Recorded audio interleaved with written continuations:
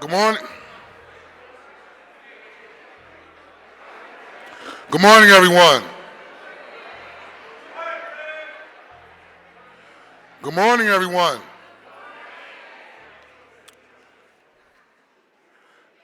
I note that the hour has come and that a quorum of City Council is present. This council is now coming to order. Will all members please take your seats? All visitors, please retire to your seats outside the rails. And before proceeding, I will ask all those present to please place your cell phones on silent or vibrate, and please take any sidebar conversations outside of the council chambers.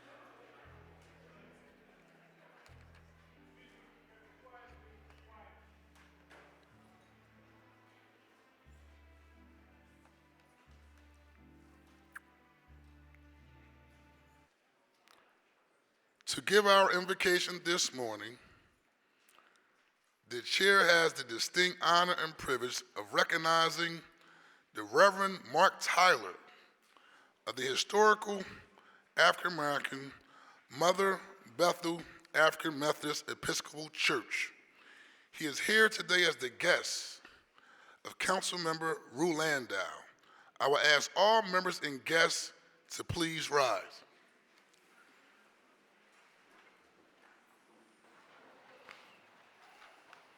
Morning. Let us pray. The hymn writer penned the words, God of grace, God of glory, on thy people pour thy power. He went on to write later, grant us courage, grant us wisdom for the facing of this hour. Grant us courage, grant us wisdom for the facing of this hour. This is our prayer for this Philadelphia City Council on this day. Grant them courage, grant them wisdom for the facing of this hour. For God, in this hour, we find ourselves tested once again. In this hour, democracy is literally on the ballot. It's filled our people with so much anxiety as some try to roll back the hands of time and even go as far as to threaten the use of the American military against dissenting American citizens. We need you in this hour. In this hour, even locally, we need you, for there are far too many parents who wake up this morning grieving the loss of a child due to gun violence. We need you in this hour to fill us with grace, with courage, with wisdom, for we need a comprehensive new vision of public safety that goes beyond throwing people away and tossing away the key. In this hour, God, someone is literally sleeping outside as the temperatures dip close to freezing. We need you in this hour. We need you as visitors come to our city who don't have the luxury of flying in or taking Amtrak, but on Greyhound buses and can't find a warm place to rest. We need you in this hour. We need moral development that finds a way to develop and not displace existing communities. We need you, God, because someone still lives, even in this city, in fear of racism, sexism, homophobia, xenophobia. And then in this hour, on this special day, we pause in these chambers to recognize victims of domestic violence. And so those of us who are standing need the courage to confront even our loved ones who are often the perpetrators to bring an end to this disease. And so, God, now in this hour, give our council president, give every district council member, every member at large in council, every staff member, every intern, every volunteer, and in fact, every citizen in this city that we love so much, the courage and wisdom to face, to meet, and to excel in this hour. Finally, God, help us to see as you see. Expose the myth and lie of scarcity, that there is only so much to go around. Expose it by showing us instead your infinite abundance and possibility. Let your abundance fall in this city until every child has a quality seat in every school, public, charter, or private. Let your abundance fall until every citizen has a living wage job and everyone has a roof overhead and a refrigerator that is full, that everyone has a retirement that is fully funded, that everyone has health care. In fact, God, let your abundance fall so much that every neighborhood looks like Chestnut Hill, that every neighborhood looks like Society Hill, that every neighborhood looks like Rittenhouse Square. Let that abundance fall, and then we'll give your name the praise. It's in your name that we ask it all. Amen. Amen. The chair thanks the Reverend Mark Tyler for his invocation. Council will now be at ease.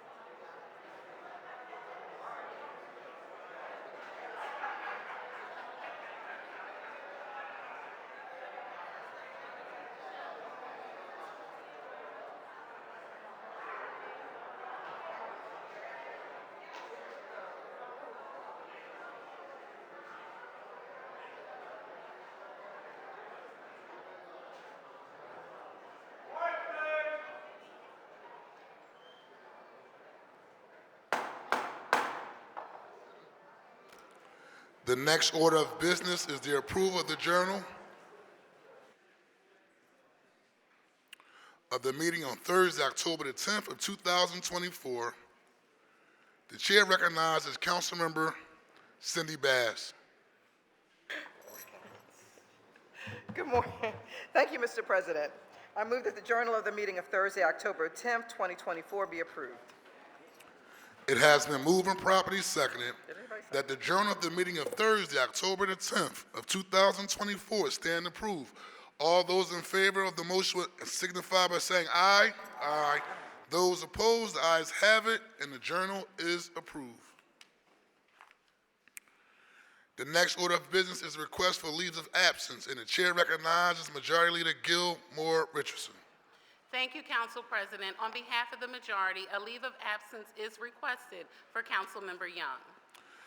The chair thanks the council member. Leave will be granted. The chair recognizes Minority Leader Brooks. Leaves of absence today, Council President. The chair thanks the council member. The chair now recognizes Majority Leader Gilmore Richardson for a motion regarding certain legislative matters that may arise during the course of today's session of council and that were not listed on the calendar circulated prior to today's session. Thank you, Mr. President. I move that any of the following matters, if considered today, may be added to the agenda for this session of council and as required by law, subsequently published on an amended agenda after the consideration of those matters. Resolutions authorizing hearings, amendments to bills on first reading, the reconsideration of a bill vetoed by or recalled from the mayor, amendments to bills recalled from the mayor, resolutions taking substantive action to be voted on in this session, a motion to withdraw a bill or resolution that is not on the calendar, and a motion placing a bill or resolution on or returning a bill or resolution from the suspension calendar that is not listed on today's calendar. The purpose of this motion is to provide the public with notice concerning possible actions by council that arose too late to be included on the calendar that was published prior to today's session. It has been moved and properly seconded that the legislative matters stated by Councilmember Majority Leader Gilmore Richardson may be added to the agenda for today should those matters arise during the course of this session of council. All those in favor will signify by saying aye. Aye. Those opposed, the ayes have it, and the motion carries. The chair will dispense with the regular order of business to recognize the guests and visitors joining us in chambers this morning. On behalf of all members of City Council, I welcome you to our council session. We appreciate your taking the time to join us as we attend to the legislative affairs of our city. We certainly invite you to come again. The chair also recognizes the presence of Councilmember Mark Squilla.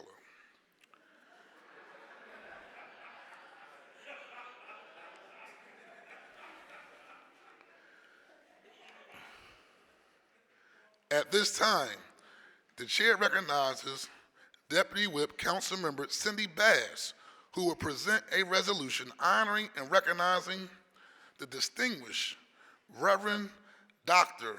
Alan E. Waller on his 30th pastoral anniversary in loyal and dedicated service to God, his church, humanity, and the city of Philadelphia. Will Reverend Dr. Alan Waller and those accompanying him please join the council member at the podium. Joining Councilmember Bass will be Councilmember Nina Ahmad, Majority Leader Gilmore Richardson, Councilmember O'Neill, Minority Deputy Whip O'Rourke, Councilmember Phillips, Minority Deputy Leader Councilmember Brooks, Councilmember Thomas, Majority Whip. No, it ain't everybody. And also, Councilwoman Jamie Gautier.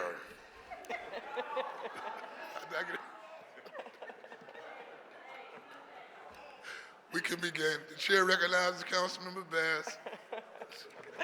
Thank you, Mr. President. Well, good morning, everyone. Thank you so much for being here today. And it's really, truly an honor for me to be able to present this to my pastor, really everybody's pastor, Pastor Alan E. Waller. And also, I wanted to take a moment really quickly to recognize Sister Ellen Jo Waller. The two of them have really been, so significant in the lives of so many Philadelphians, including myself. And not just as advisors on a spiritual level, but on every level and every aspect of being. Pastor Waller has given and given and given of himself. And, last night I was listening to an interview with the late, great Dr. Howard Thurman. And he was being interviewed. And this was probably like in the 70s or so. And so he credited his entire life's work to someone who he never knew his name, never really knew, period. He was, a young man preparing to go off to college who needed fare for his belongings, was at the train station, didn't have fare. This is at the turn of the century around then. And he didn't have fare, and he, as a young man, was sitting sort of to the side, distressed, crying, upset. And when a stranger walking down the train tracks approached and said, "Why are you crying?" And he said, "I don't have the fare for my belongings. I'm not going to be able to go to college." And so this stranger paid the fare and kept on walking. And he told the story 60 years later, and he credited his entire life's work to a stranger, someone who he didn't know, someone he was not connected to. And so I thought about that this morning, and I thought about, the impact you can have on someone's life that you don't know. And Pastor Waller has had such a profound impact on so many lives of so many people that he does not know. And so I'm going to ask you to really give him a round of applause and thanks for all that he has done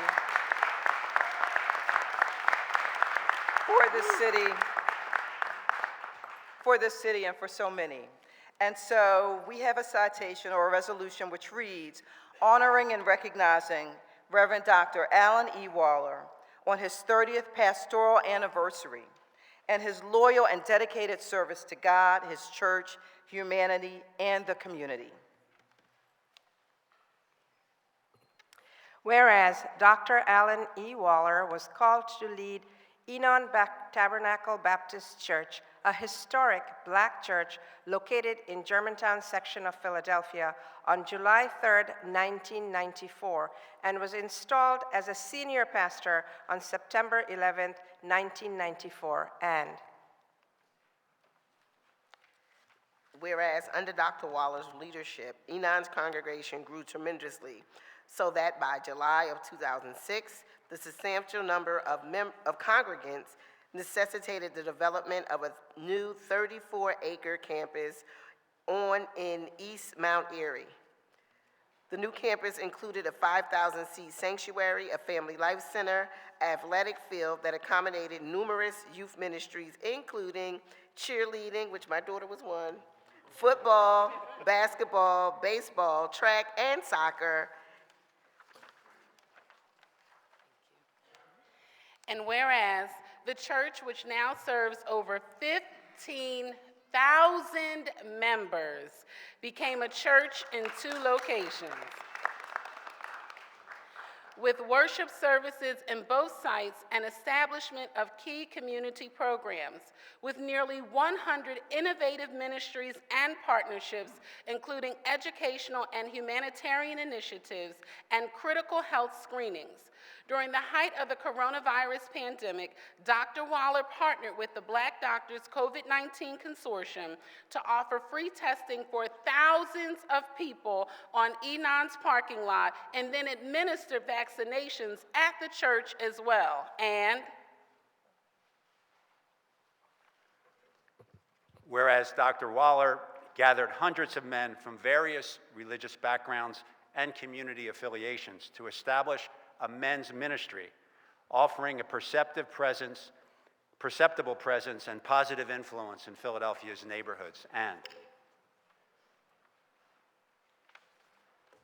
whereas Dr. Waller's outreach extends far beyond the walls of the church through the local and international community activism, with Enon committing 10% of the church's yearly revenue to support diverse community needs within Dr. Allen and Dr. Ellen's vision, leading to the establishment of Enon Tabernacle, Western Cape Church in South Africa. And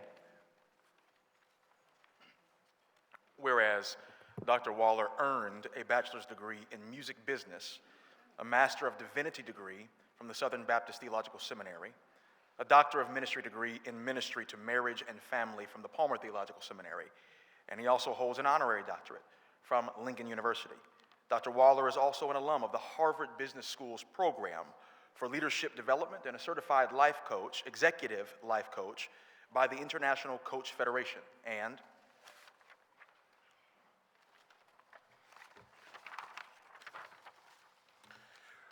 whereas Dr. Waller, prior to being called to lead Enon Tabernacle Baptist Church, served as minister of music at Canaan Missionary Baptist Church in Louisville, Kentucky, and later accepted the call to pastorship as the senior pastor of the First Baptist Church of Donora in Pennsylvania. And whereas this year, 2024, marks Dr. Alan Waller and Dr. Ellen Jo Waller's 30-year anniversary at Enon Tabernacle Baptist Church.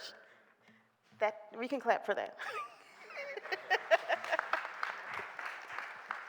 Which was celebrated on Saturday, September 7, 2024. And it is noted that they continue to lead the largest Black congregation in Philadelphia, Pennsylvania, with distinction and dedication. Now, therefore, be it resolved by the Council of the City of Philadelphia that it hereby honors and recognizes Reverend Dr. Alan E. Waller on his 30th pastoral anniversary anniversary and his loyal and dedicated service to God, his church, humanity, and the community, and further resolve that an engrossed copy of this resolution be presented to Reverend Dr. Alan E. Waller as a token of the sincere admiration of this legislative body. Congratulations, Pastor Waller.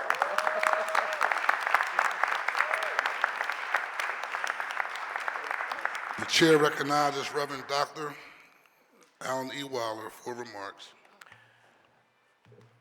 Let me say thank you to Councilwoman Bass and to all who have come together for this resolution, and really to all of you who are here today, to the city of Philadelphia. I thank God for the privilege of serving with you. I call the name of Louise Williams because she helped me get my Philly card. As you know, when you're not from Philly and you move to Philly, Philly will let you know you're not from Philly until you get your Philly card. And I thank God because once you're in Philly and of Philly, if you're loved by Philly, there's no greater love on the planet than Philadelphia.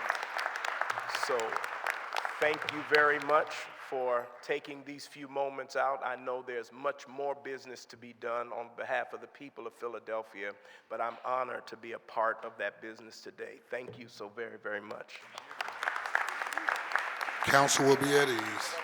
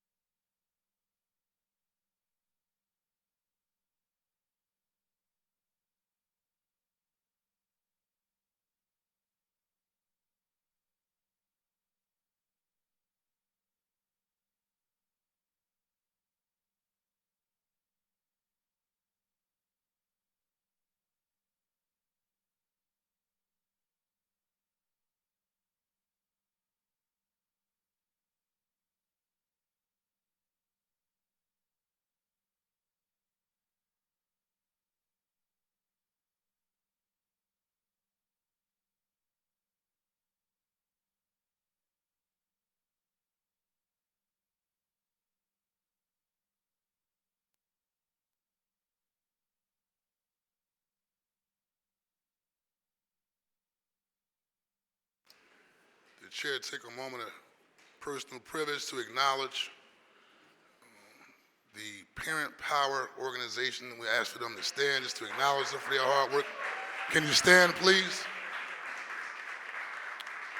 Thank you for your advocacy and fighting for parents across the city of Philadelphia.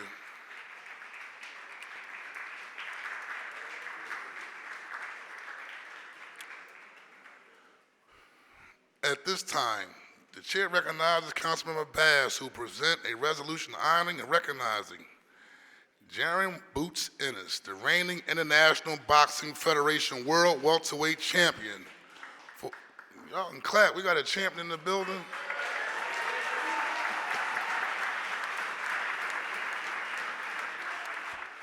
He's being honored for his outstanding achievements in professional boxing and working in the community. With those accompanying Jared Boots Ennis and those accompanying him, please join him at the podium. Joining Councilmember Bass will be Councilmember Jim Harity, Councilmember Ketty Lazada, Councilmember O'Rourke, Councilmember Mike Driscoll, and Councilmember Nina Ahmad.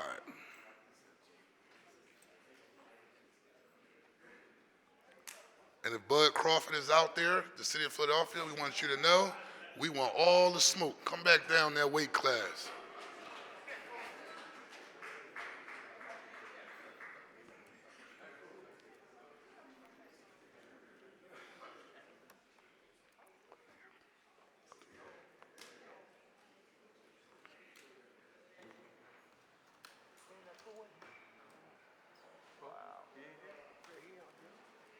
All right, all right, all right. There it is.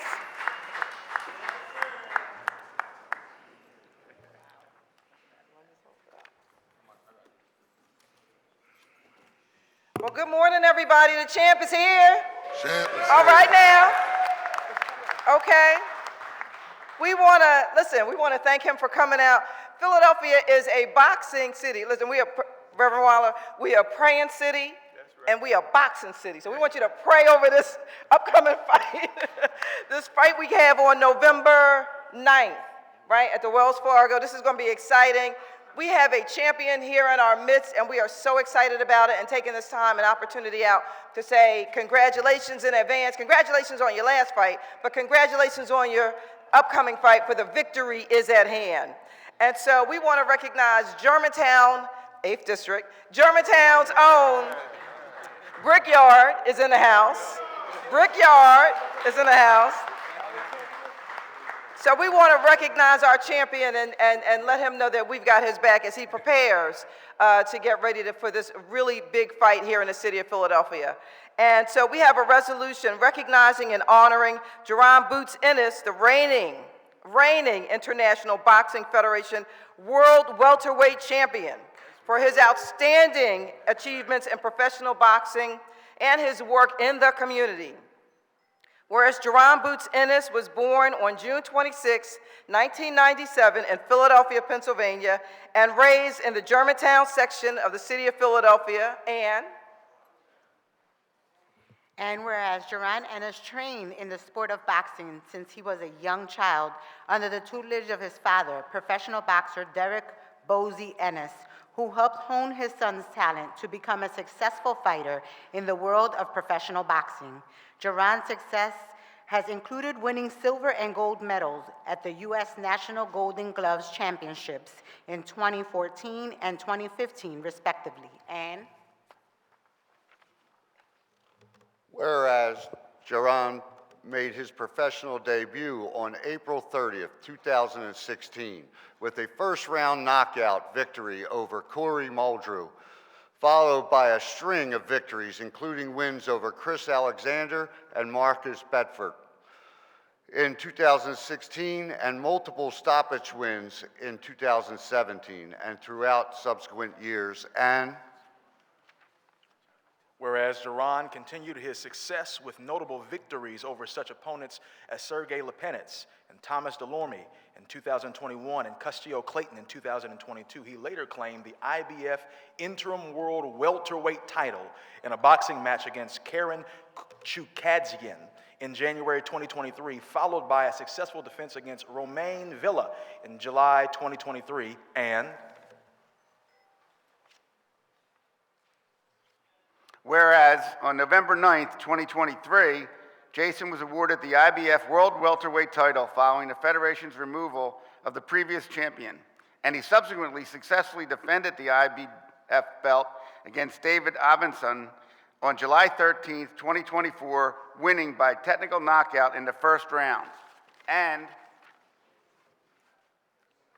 whereas Jerron with his father are significant role models to young people in their community by providing mentoring and training through their boxing program, and whereas Jerron holds the distinction of being the only current world boxing champion hailing from the city of Philadelphia, now therefore be it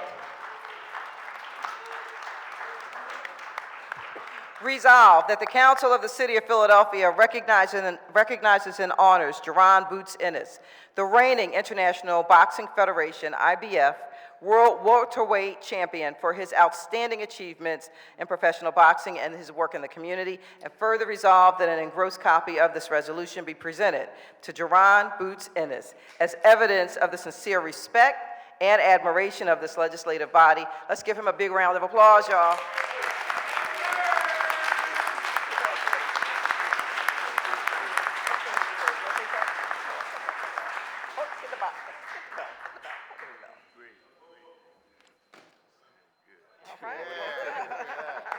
The chair recognizes Jerron Ennis Boots and Mike Wise.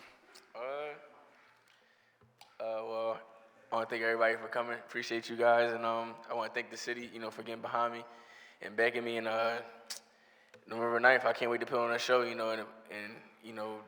do it in win in a dominating fashion, and another knockout. And I got more belts to get, so time to be undisputed.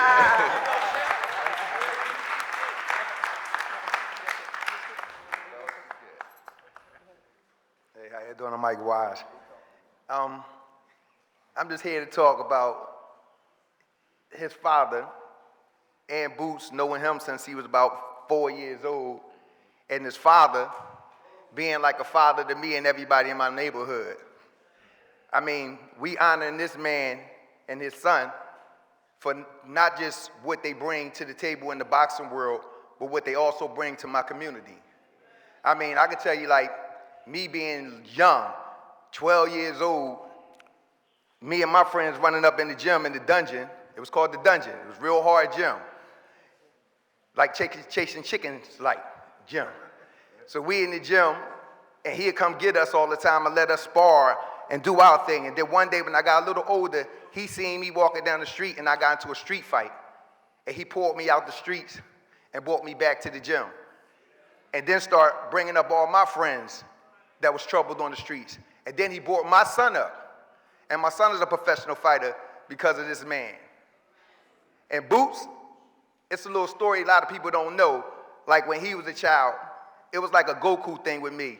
If y'all don't know what that's about, the Goku thing. But his mother was like Bulma and his father was Goku. And they had this Super Saiyan son that was like, watch the father, who was the father was that with the hands. And then he had another son, Pooh, he was that with the hands. Then he had another son, Farah. You seen Farah was that with the hand. And then we seen this one come up, but he was never allowed to come to the gym and box. Because his mother always made sure that he had the schoolwork first. And I'm talking about for years we didn't see him. But this our champion of the world now, Philadelphia's own, bringing light to our city in the honor of his father, Bozy Derrick Ennis. Let's bring it together. Thank you. And I just wanted to also recognize Simon, One Punch Car, everybody know, from what part of town are you from? You're not from Germantown. Mr. Everywhere. It's always a pleasure to come here, man, and City Council, thank you for having me. Philadelphia, we here to celebrate a champion. I watched him since he was a little kid, developed into a real champion, not just a professional champion in the ring, but a people champion that represent Philadelphia. This is what it's all about. Bozy, he's been like a father figure to me ever since I was coming up. Pooh and Farad, they like brothers to me. Although I'm from a different section of the city, they like my cousins, so they always protect me on the opposite side of the world. And when they come down to the Wells Fargo, I protect them. So it's like a reciprocity. You know what I mean? We have this joint camaraderie. And it's always good to see everybody connected and coming together. And I owe it to this man because he's bringing fights back to Philadelphia, and we're getting everybody unified and connected. It's not segregated no more. So give a round of applause to Jerron Boots Ennis. Thank you, Cindy Bass, for having me. I wouldn't even really be here if it wasn't for her, Councilman and Council President Johnson, as well as Curtis Jones Jr. We get ready to put on a citywide tournament all around the city of Philadelphia. We want to kick this off. We're going to always honor the champs that come from Philadelphia, and we want to keep this homegrown base going, continuing on and on and on. Thank you very much. Thank you. Council will be at ease.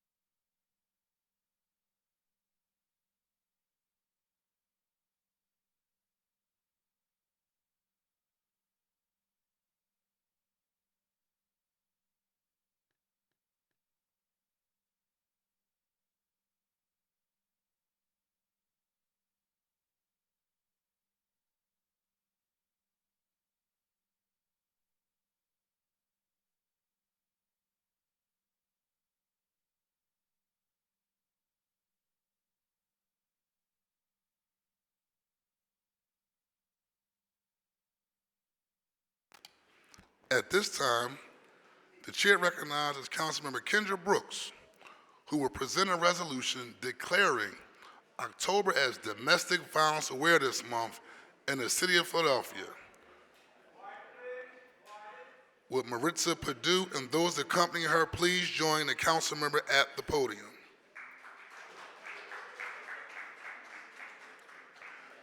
Joining Councilmember Brooks is Majority Leader Gilmore Richardson, Councilmember Squilla, Ketsi Lozada, Councilman Lozada, Councilmember Jim Harity, Councilmember Jamie Gaudier, Councilman Rue Landau, Councilmember O'Neill, Councilmember Driscoll, Councilmember Jones, Councilmember O'Rourke, and Councilmember Thomas.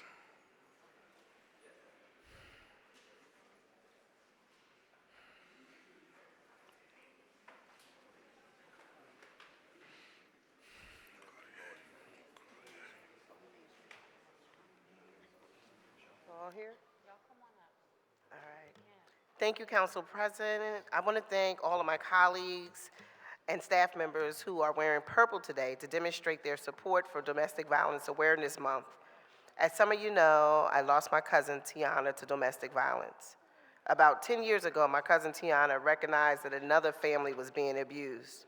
She noticed her black eye and had the courage to speak to her about it and encourage her to leave an abusive relationship. Tiana understood how hard it could be to escape an abuser because she herself was trapped in an abusive relationship. A few days later, Tiana's abuser murdered her. She was not able to escape her own abuser, but her kindness and courage helped a loved one break free of an abusive relationship that had caused that black eye. And in honor of that kindness and courage, and in honor of all survivors trying to break free, I introduced legislation to expand the definition of domestic violence to include coercive control.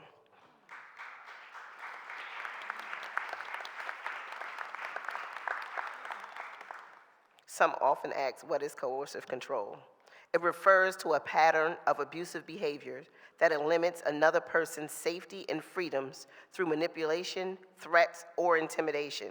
Coercive control does not have visible signs, like in black eye or bruises, making it even more difficult to identify and stop that abuse.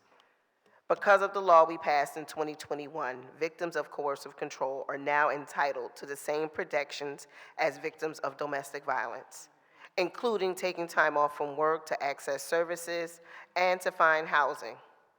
I will continue to honor Tiana's memory by fighting for victims of domestic violence, making resources more visible and accessible, and ensuring survivors know that they are not alone. Whether we are aware of it or not, all of us know someone who has been impacted by domestic violence. Domestic violence is a public health crisis, and it impacts people across the lines of race, class, gender, sexuality, and ability. Domestic violence often happens behind closed doors, and survivors often face intimidation, threats, and shame that prevent them from speaking out. It can be hard to recognize, even harder to talk about. So by declaring October Domestic Violence Awareness Month, we commit to ending the silence surrounding domestic violence, and we send a clear message to survivors. We see you, we value you, you are not alone, and we are here to help. We have several great partners in this work, and we are recognizing and honoring them today. Congreso de Latinos Unidos, Lutheran Federal House Bilingual Domestic Violence Program, Women in Transition, and Women Against Abuse. Many of us in council are familiar with Women Against Abuse and have advocated for them to receive city funding to continue their important work. Women Against Abuse serves 10,000 Philadelphians each year and provide the city's only domestic violence emergency shelter. They also provide life-saving legal representation for impacted families and serve as the lead operator for the Philadelphia Domestic Violence Hotline. I hope today's presentation will serve as a reminder of this critical service Women Against Abuse provides. and their dependents, and on timely disbursement of city funds for their daily operating costs. So with that, we'll read our resolution.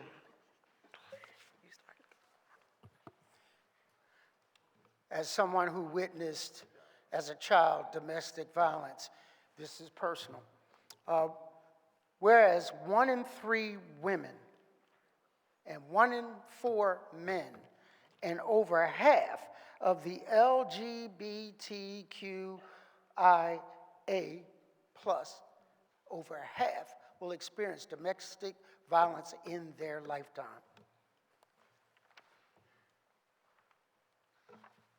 And whereas domestic violence is not a private family issue, it is a widespread community problem that requires comprehensive community solutions. We must acknowledge this so we can work collectively towards ending domestic violence and creating safe, healthy communities for everyone. And whereas each year, the Philadelphia Police Department responds to more than 100,000 domestic violence-related calls. However, domestic violence extends far beyond Philadelphia, and whereas domestic violence is a pervasive national issue where every minute 24 people are victims of physical violence, rape, or stalking by an intimate partner in the United States. This amounts to more than 12 million people annually, and it results in the loss of life for more than 4 individuals each day. And whereas, amidst a time of great division, we are calling for a coming together to prevent intimate partner violence and build a community where every member can thrive. And whereas, in declaring October as Domestic Violence Awareness Month, the City of Philadelphia commits to supporting the strong Philadelphia network of advocates, survivors, supporters, and organizations working to end relationship abuse and foster a culture that ensures survivors find the help they need. And whereas Domestic Violence Awareness Month is being sponsored locally by Women Against Abuse and Congreso de Latinos Unidos, Lutheran Settlement House's bilingual domestic violence program, and Women in Transition. And through their sponsorship, they are encouraging everyone to help to increase the awareness of domestic violence in our homes and communities and to decrease its negative impact on Philadelphia. And in council, we all remember Linda Rios.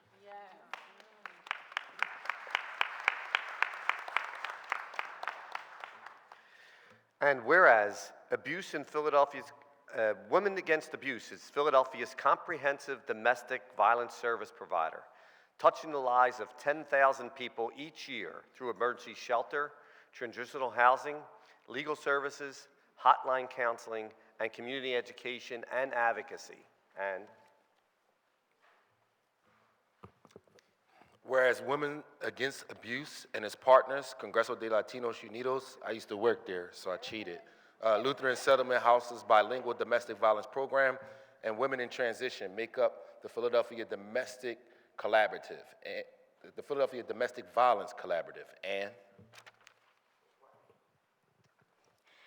whereas the Philadelphia Domestic Violence Collaborative provides a comprehensive continuum of services to survivors of domestic violence and their families in Philadelphia, which includes safe housing, legal aid, counseling, medical advocacy, and behavioral health services. And whereas the Philadelphia Domestic Violence Collaborative provides life-saving resources to victims, as well as education and training to the community about domestic violence. And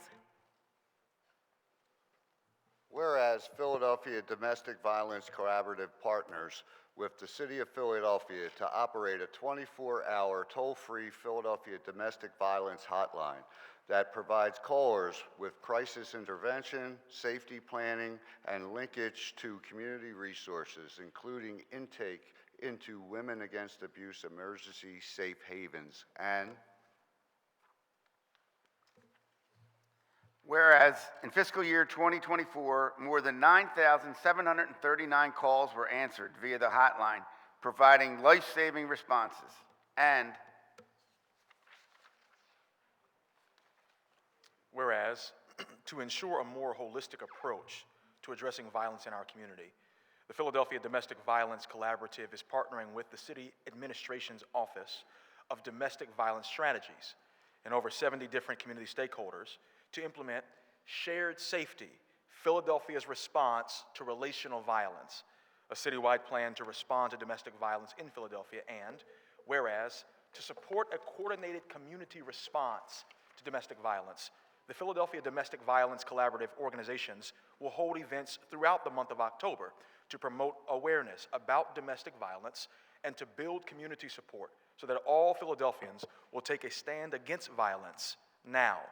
Therefore be it.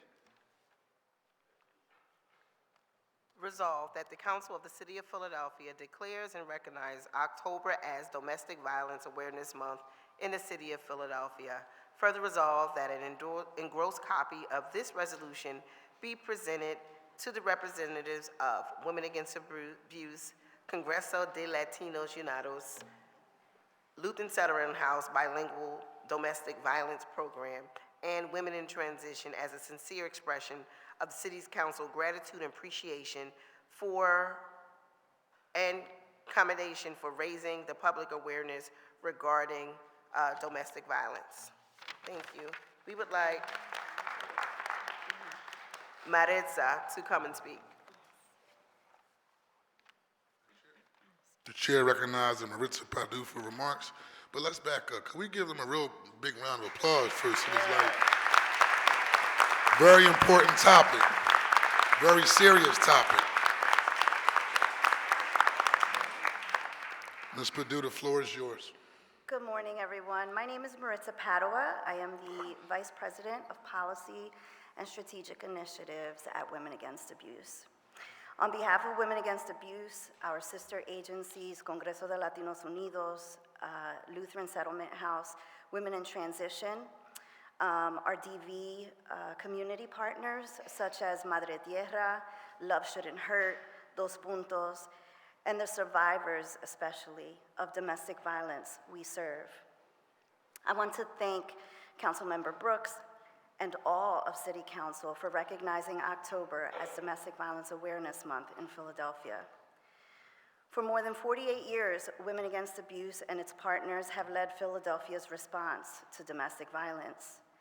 We are the safe, welcoming shelter that parents run to with their children when their homes become danger zones. We are the team of experienced, caring attorneys who help victims navigate the complicated court system successfully. We are the understanding hotline counselor who answers the phone at 3 a.m.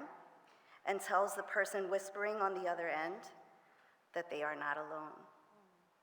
We are the community educators who are teaching 6th graders and 8th graders about the warning signs of abuse so they can pursue healthy relationships and break intergenerational cycles of domestic violence. We are the volunteers handing out hotline cards at resource fairs in communities most heavily impacted by gun violence. We are the ones hugging those who weep in grief after losing their mother, sister, cousin, or friend to an abusive ex. We are the ones working with first responders to create a more effective response to the 100,000 911 calls that are made each year for domestic violence. We are the front lines in Philadelphia's movement to end intimate partner violence.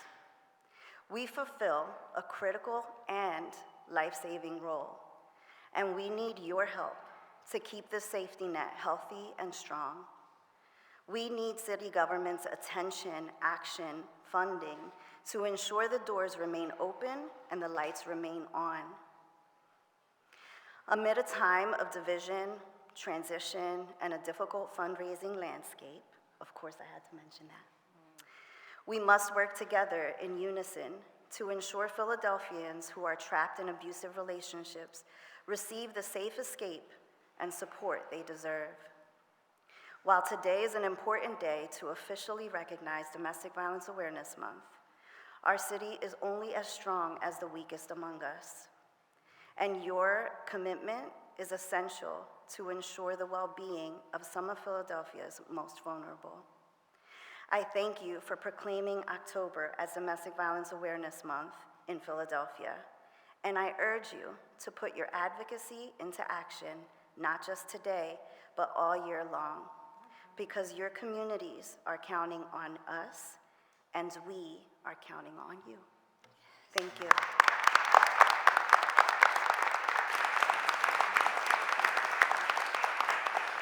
Council will be at ease.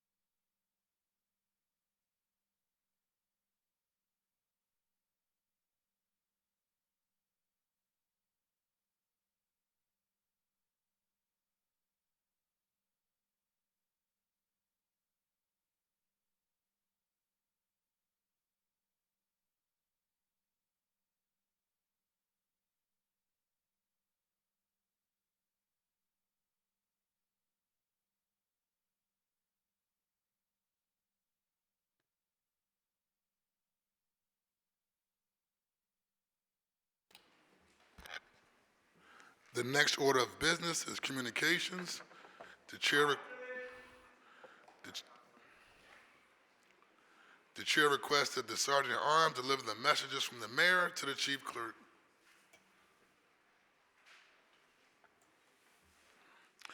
The chief clerk will read the messages from the mayor and any other communications in her possession.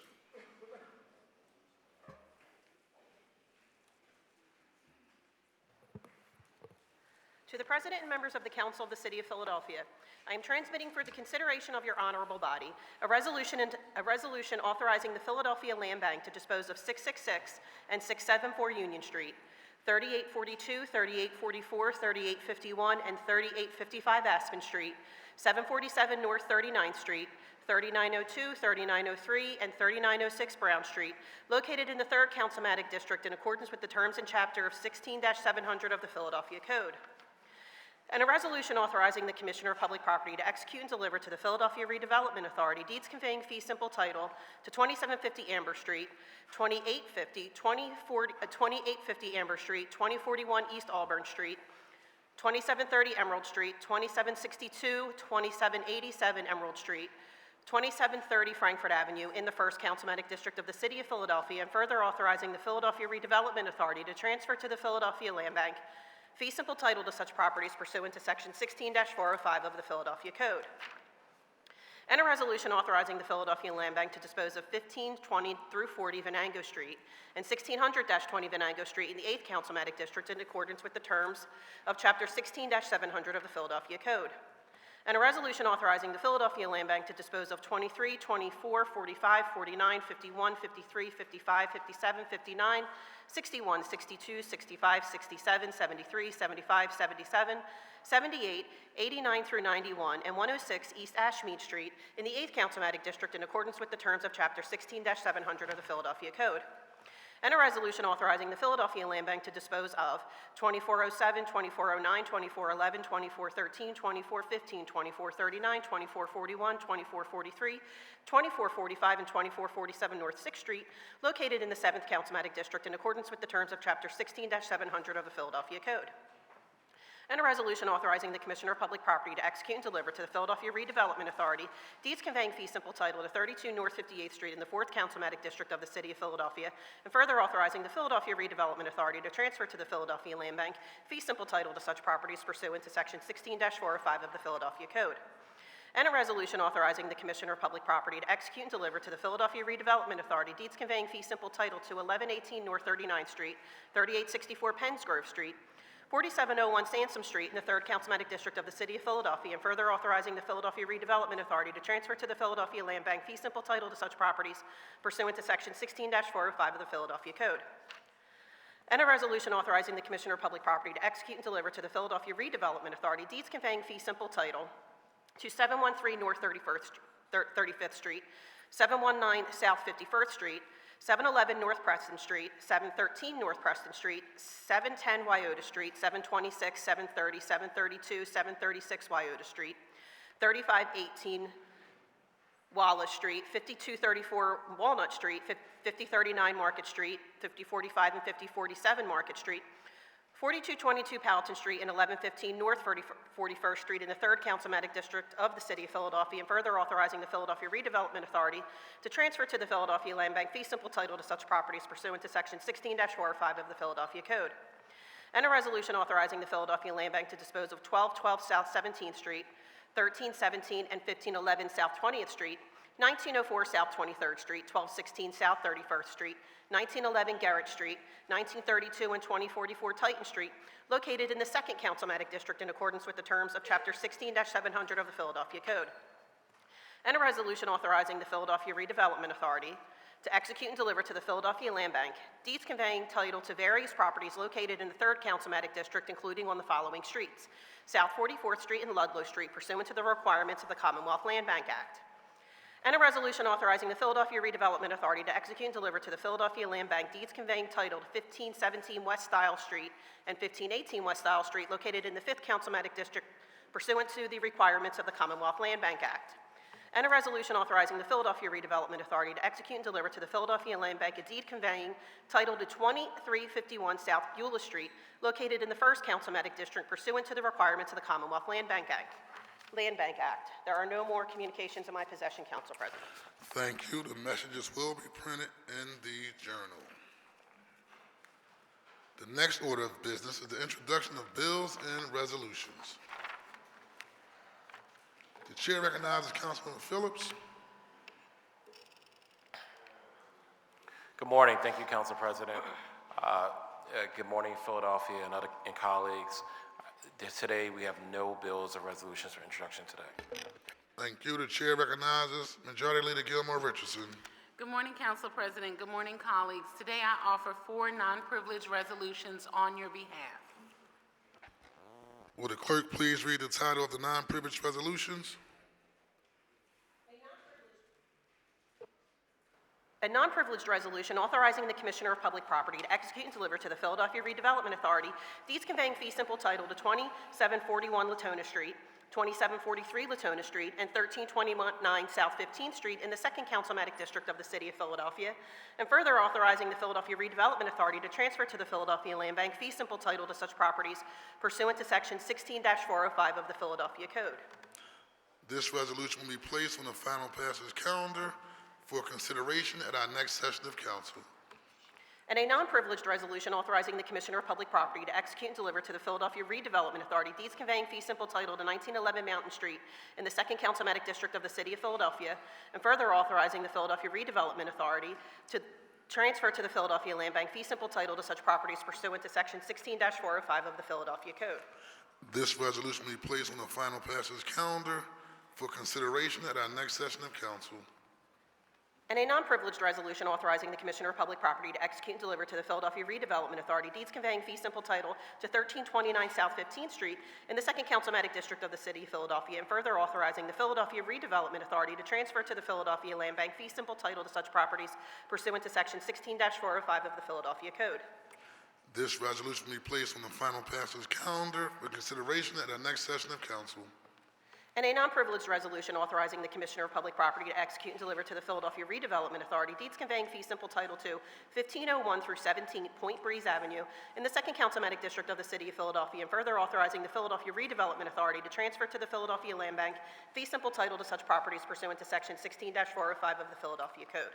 This resolution will be placed on the final passage calendar for consideration at the next session of council. The chair recognizes Councilman Jamie Cartier. Thank you, Council President. Today, I have one privileged resolution and one non-privileged resolution on your behalf. Thank you very much. Would the clerk please? Today I have one non-privileged resolution and one privileged resolution on your behalf. Thank you. Would the clerk please read the title of the privileged and non-privileged resolution?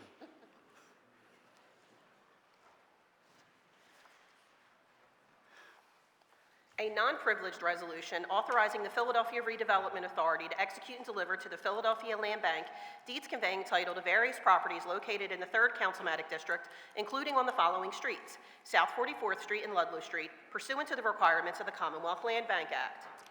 This resolution will be placed on the final passage calendar for consideration at our next session of council. Council will be at ease.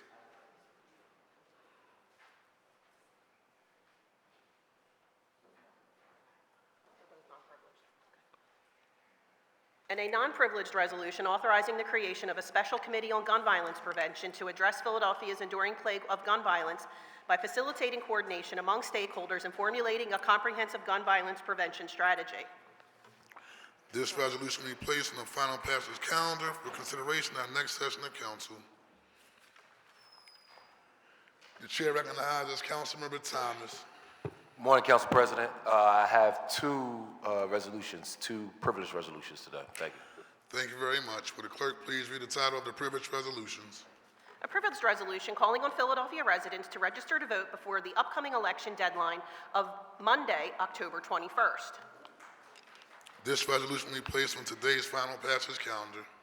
And a privileged resolution honoring and congratulating Alan Harwitz, the Philadelphia 76ers sixth man and superfan, on the occasion of his induction to the Naismith Memorial Basketball Hall of Fame.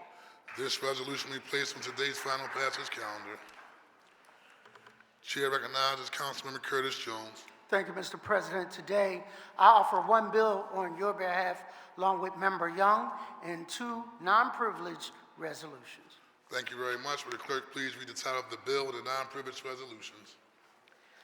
An ordinance authorizing and directing the changing of the name of Taney Street to LeCount Street, from West Toronto Street to West Somerset Street, from Ridge Avenue to Cecil B. Moore Avenue, from Master Street to Aspen Street, from Pine Street to Bainbridge Street, from Catherine Street to Christian Street, from Dickinson Street to Morris Street, and authorizing and directing the changing of the name Taney Terrace from Point Breeze Avenue to Jackson Street to LeCount Terrace, all under certain terms and conditions.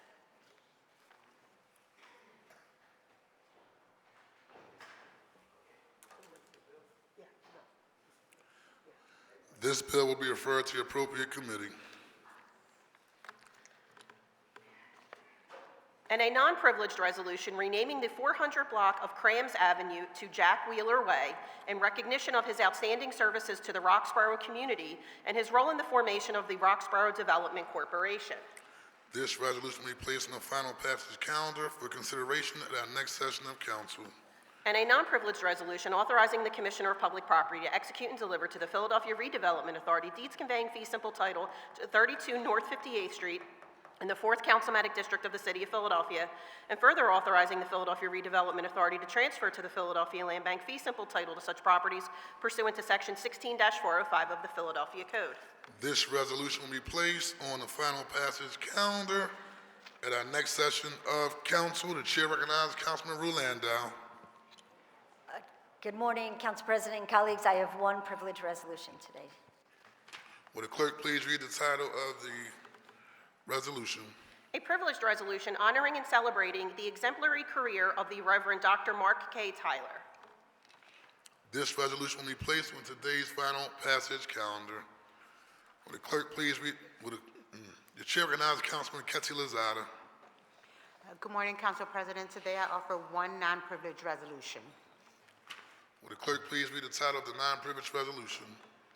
A non-privileged resolution authorizing the Philadelphia Land Bank to dispose of 532 West Dolphin Street, located in the 7th Councilmatic District, in accordance with the terms of Chapter 16-700 of the Philadelphia Code. This resolution will be placed on the final passage calendar for consideration at the next session of council. The chair recognizes Councilmember Ketty Lozada. Chair recognizes Councilmember Brooks. Good morning, Council President. I have one privileged resolution to introduce today. Will the clerk please read the title of the privileged resolution? A privileged resolution honoring and celebrating Quabilla A. Devine and the Earths Incorporated for 30 years of uplifting and nurturing parent-student relationships and for working to support parental involvement in the education of their children.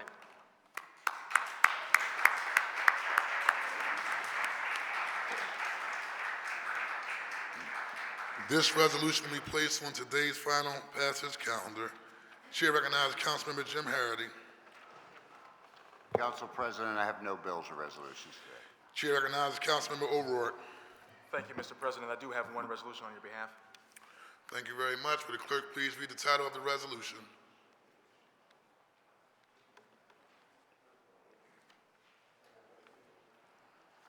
A non-privileged resolution calling on the General Assembly of the Commonwealth of Pennsylvania to adopt House Bill 1756 of the 2023-2024 session, which would expand voting access and education in prisons.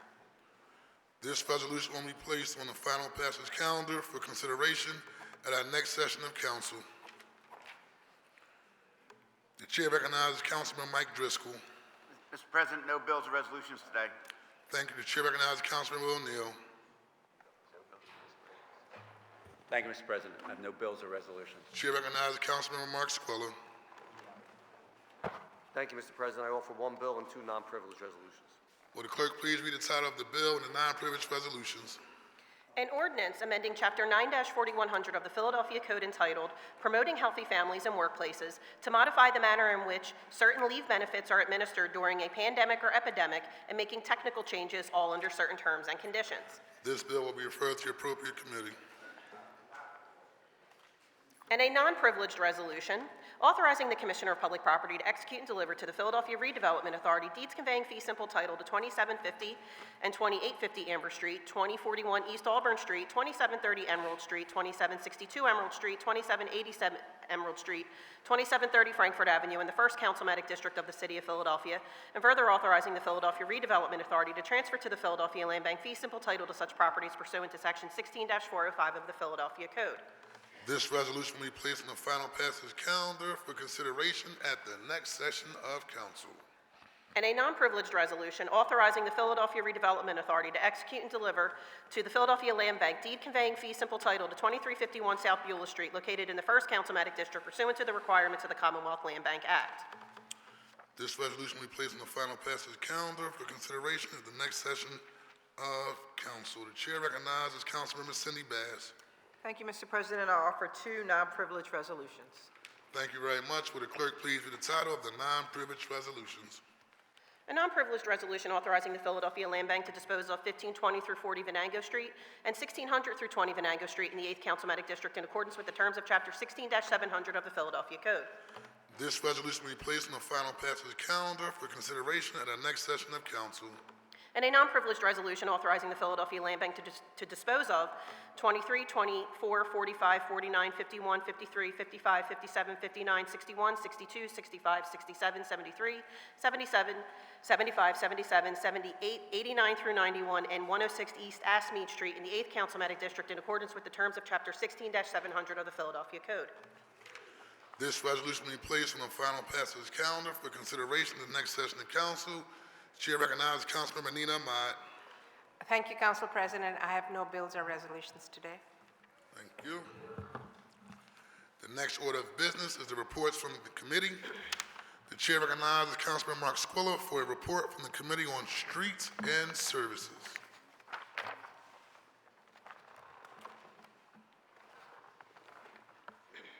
Thank you, Mr. President. On behalf of Councilmember Young, the Committee on Streets and Services report 15 bills with a favorable recommendation. Thank you very much. Will the Chief Clerk please read the report? The Committee on Streets and Services, to which were referred the following bills. 240613, an ordinance amending Chapter 12-1100, Miscellaneous Regulations and Penalties, and Chapter 12-2800, Administrative Adjudication of Parking Violations of the Philadelphia Code, making revisions to disability parking space standards and procedures, creating an application process for residential disability parking spaces, limited for use by a specific person with a disability, creating a new administrative hearing process, and amending applicable penalties. 240748, an ordinance legalizing an existing flood wall encroachment of 2400 Market Street, Philadelphia, PA 19103 under certain terms and conditions. And Bill number 240749, an ordinance amending Title 12 of the Philadelphia Code entitled Traffic Code to add provisions related to parking prohibitions in specific places and to change certain penalties related thereto, all under certain terms and conditions. And Bill number 240813, an ordinance amending Section 12-701 of the Philadelphia Code entitled Designation of Bicycle Lanes to authorize a bicycle lane on Woodland Avenue from Chester Avenue to South 42nd Street and make associated changes to parking regulations within the same limits, all under certain terms and conditions. And Bill number 240814, an ordinance establishing a parking regulation on Hadfield Street between South 45th Street and South 53rd Street, South 58th Street between Chestnut Street and Ludlow Street, Carpenter Street between South 60th Street and South 61st Street, Lindbergh Boulevard between Gray Street and South 54th Street, Ludlow Street between South 44th Street and South 43rd Street, South 59th Street between Market Street and Chestnut Street, Melville Street between Kinsessing Avenue and Woodland Avenue, Chester Avenue between South 51st Street and St. Bernard Place, Rodman Street between South 58th Street and South 57th Street, Chancellor Street between South 53rd Street and South 52nd Street. And Bill number 240815, an ordinance establishing a parking regulation on North 42nd Street between Market Street and Powelton Avenue, North 42nd Street between Powelton Avenue and Bering Street, Brandywine Street between North 42nd Street and North 41st Street, Poplar Street between North 31st Street and Cambridge Street, Cambridge Street between North 40th Street and North 41st Street, North 31st Street between North Fairmount Avenue and Wallace Street, Mantua Avenue between Fairmount Avenue and North 34th Street, Spruce Street between South 63rd Street and South 62nd Street, and Marco Street between Limmore Street and Woodland Avenue. And Bill number 240816, an ordinance establishing a parking regulation on Sloane Street between Powelton Avenue and Bering Street, Mount Vernon Street between North 37th Street and North 38th Street, North 42nd Street between Spring Garden Street and Brandywine Street, North 37th Street between Brandywine Street and Spring Garden Street, North 37th Street between Fairmount Avenue and Mount Vernon Street, Spring Garden Street between North 41st Street and North 42nd Street, Lindenwood Street between Arch Street and Ray Street, Sansom Street between South 59th Street and South 60th Street, Wallace Street between North 34th Street and North 35th Street. And Bill number 240818, an ordinance establishing parking regulations in the vicinity of North 50th Street and Winfield Avenue under certain terms and conditions. And Bill number 240819, an ordinance establishing a parking regulation on Conroe Street between Lawton Street and Ridge Avenue, Lauriston Street between Salinak Street and Ridge Avenue, Marist Street between Jeanette Street and Henry Avenue, Crescent Street between Dawson Street and Salinak Street, Terrace Street between Dawson Street and Salinak Street, Terrace Street between Roxborough Avenue and Lofty Street, Manor Street between East Street and Hermit Street, Jamestown Street between Manayunk Avenue and Terrace Street, Hermit Street between Terrace Street and Crescent Street, Lofty Street between Terrace Street and Boone Street. Bill number 240820, an ordinance establishing a parking regulation on Bryn Mawr Avenue between Parkside Avenue and Gaynor Road, Overbrook Avenue between Lancaster Avenue and South 63rd Street, Robinson Street between Market Street and Arc Street, Robinson Street between Master Street and Haverford Avenue, Edgewood Street between Ray Street and Vine Street, Bryn Mawr Avenue between Winfield Avenue and Gaynor Road, South 62nd Street between Market Street and Arch Street, DuPont Street between Silverwood Street and Wild Street, Smick Street between DuPont and Green Lane, Manor Street between Hermit Street and Salinak Street. And Bill number 240821, an ordinance establishing parking regulations in the vicinity of Wiley Street between Perkiomen Street and Cameron Street, Cecil B. Moore Avenue between North 29th Street and North 30th Street, Vineyard Street between Ridge Avenue and Leland Street, Vineyard Street between Leland Street and Poplar Street, Thompson Street between North 27th Street and North 26th Street, Dover Street between Oxford Avenue and Cecil B. Moore Avenue, Perkiomen Street between North Wiley Street and Vineyard Street, Master Street between North 20th Street and North 19th Street, Ingersoll Street between North 23rd Street and North 22nd Street, Ingersoll Street between 26th Street and Taney Street. And Bill number 240822, an ordinance establishing parking regulations in the vicinity of Richmond Street between Marlborough Street and Columbia Avenue, Montgomery Avenue between Girard Avenue and Wadley Street, Ogden Street between Camac Street and North 12th Street, Lithgow Street between George Street and Cambridge Street, 12th Street between Allegheny Street and Sedgley Avenue, Diamond Street between Marvin Street and North 11th Street, Valley Forge Place and Flores Street, a cul-de-sac, North 19th Street between Montgomery Avenue and Burke Street, 8th Street between Westmoreland and Ontario Street. And Bill 240824, an ordinance authorizing the relocation of the curb lines of Watt Street from Pine Street to a point northwardly therefrom on City Plan 308 and the plotting on said city plan of an area for public pedestrian use extending along the westerly side of said Watt Street and authorizing acceptance of the grant to the city of said area for public pedestrian use all under certain terms and conditions. Respectfully reports it has considered the same and returns the attached bills to council with a favorable recommendation. And Bill number 240647, an ordinance amending Title 12 of the Philadelphia Code entitled Traffic Code to prohibit stopping, standing, or parking a vehicle in a bicycle lane and increase monetary penalties for illegally stopping, standing, or parking a vehicle in a bicycle lane all under certain terms and conditions. And Bill number 240812, an ordinance amending Section 9-213 of the Philadelphia Code entitled Farmers Markets by adding a permissible location on Point Breeze Avenue all under certain terms and conditions. Respectfully reports it has considered and amended the same and returns the attached bill to council with a favorable recommendation. There are no further bills to report out from the Committee on Streets and Services, Council President. Thank you. The chair recognizes Councilmember Squilla for a motion. Thank you, Mr. President. I move the rules of council be suspended to permit first reading of this day. The bill is just read into the record by the clerk.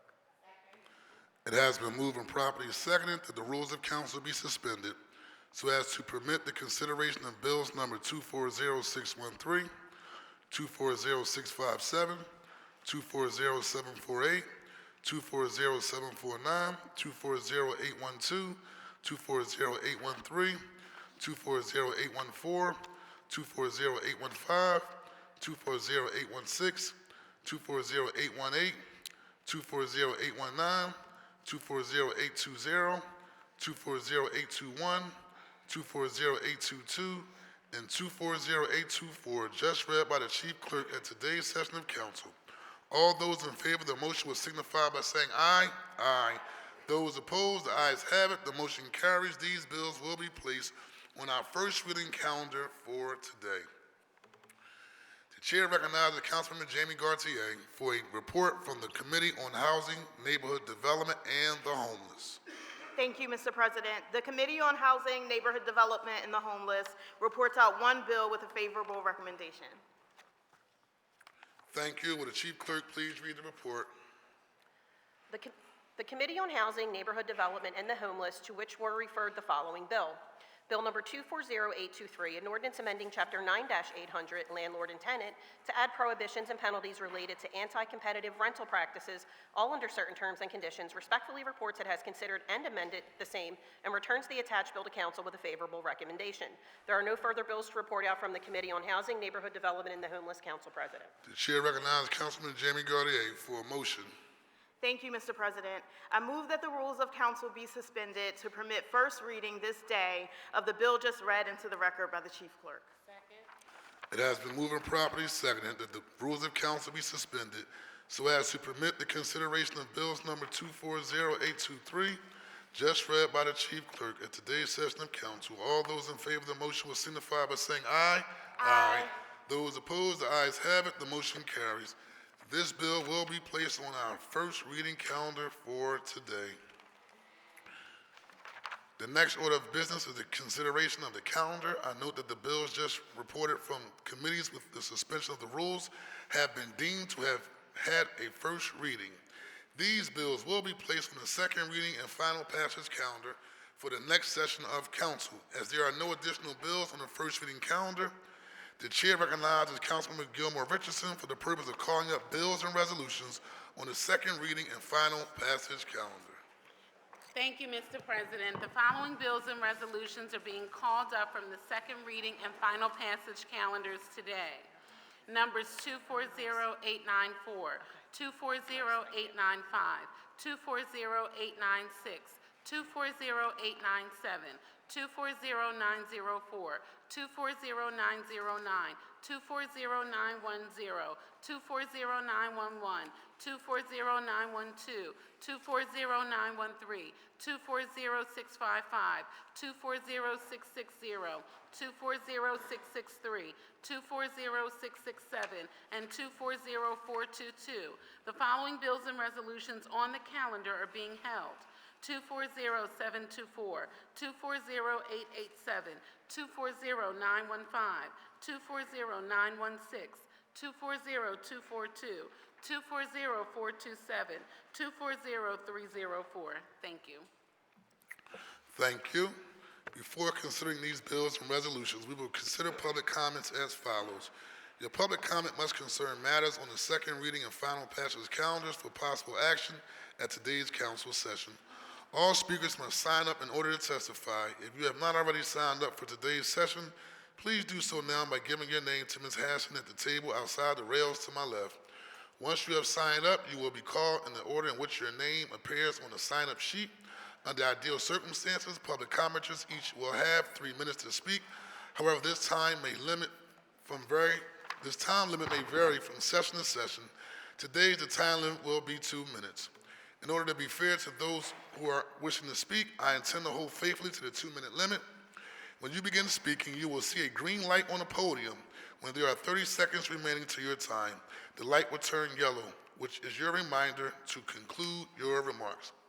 Once 2 minutes have passed, the light will turn red and the Sergeant at Arms will disconnect the microphone. At that point, please yield the podium to the next speaker if you have not already done so. I also reserve the right, pursuant to the rules of our council, to limit the repetitious comments on the same subject matter. I will now ask the Chief Clerk to please read the name of our first speaker. May Kate Perez make their way to the podium along with Ali Naganuma, Shamar Pitts, and Gary Andress. Kate Perez, Ali Naganuma, Shamar Pitts, then Gary Andress. Please make your way to the podium.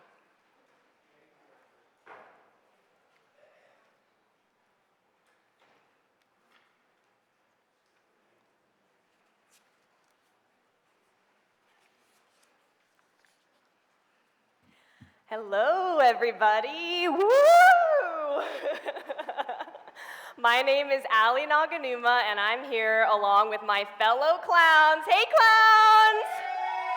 To proudly support Bill 240655, which would give additional tax breaks to Hillco's Bellwether District. For all of you who don't know, that's the former South Philly oil refinery land that was the largest polluter in the city for 150 years until those pesky environmental justice activists raised such a fuss. Okay, well, there was cancer and asthma, and the explosion almost killed everybody in the city, but hey, we're still here, right? No problem. Anywho, thank you to everybody for joining us for today's show. Halloween came early this year. City Council presents an environmental justice horror show. We clowns were so inspired and felt really deeply connected to all of the absurdity put on here today by City Council, Hillco, the mayor, the DEP, and the EPA. So we wanted to come out to celebrate this truly momentous occasion. Thanks to our leaders, today marks a successful shutout of the environmental justice community surrounding the old oil refinery site and all of their silly little concerns about the future of their health, their housing security and their families. It is just so fun to play around with people's lives. Can we get a round of applause for that? Yeah.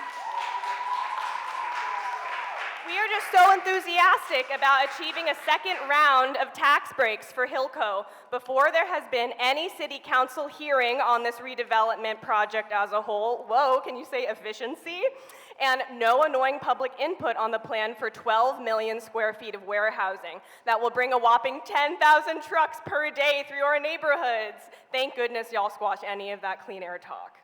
It is fantastic that City Council and all of our environmental protection agencies don't even care that Hillco plans to raise their site above the floodplain and doesn't account for any increased flooding impacts on nearby neighborhoods.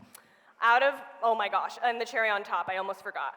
How you even figured out how to avoid giving the community a legally binding community benefits agreement, which was promised to us back in 2020 when you got the first round of tax breaks.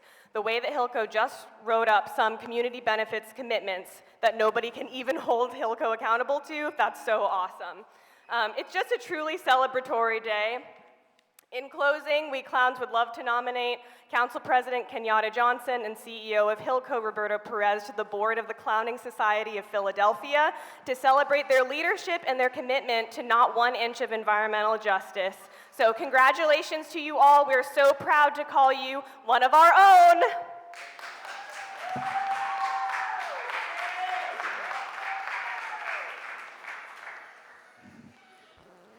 Will the chief clerk please call the next speaker? Shamar Pitts, Gary Andrus, and may Wayne Miller also make their way to the podium. Good afternoon. I got a follow-up. Oh, I'm sorry. My name is Shamar Pitts, and I'm a lifelong resident of Grace Ferry in South Philadelphia, and I have to follow up the presentation by our clown friends. But I do want to reiterate that this is very serious. It's not a joke. So we have an opportunity here in our city with the largest redevelopment in our history to actually make a change. And I would like to say I'm proud of the change that has been made by our leadership and city council, including our council president, Kenyatta Johnson, with gun violence going down 40%. This is huge. And right now, when I see this development, I see that we have opportunity where we can stomp this thing out 100% and make it happen. But we have to be serious. We have to be serious about it. We can't put the people second. And in our society, the people normally come second. And in this situation, it is an example of the people coming second. And the people come second because we have built a system where a person like our council president is responsible for this development taking place in his district. He's responsible for that. So if anything goes wrong with that, he'll be graded as being failure. So this is the reason why the pressure is put on our city officials, but we gotta stand up. We gotta stand up for the people. We have to. We cannot give tax breaks and promises of all these lucrative things to corporations before considering the citizens of the city. We just can't do that. And in this situation, we all want redevelopment here. We want this redevelopment to be the best that it can be. But at the same time, all of the things that's wrong with our society and our community, we want to correct those things while we have the opportunity to do so. And I'm wrapping it up right now. I'm wrapping it up. I want our community members and our residents to be held accountable for fixing these problems. But I also want a CBA so both sides can be held accountable in fixing these issues. I want to be held accountable, I want my community to be held accountable, and I want Hillco to be held accountable. And the only way we can be held accountable is if we have a binding agreement that we both want to be held accountable. And that's what we want, and that's why the clowns are here, and this is serious. It ain't no joke. Thank you.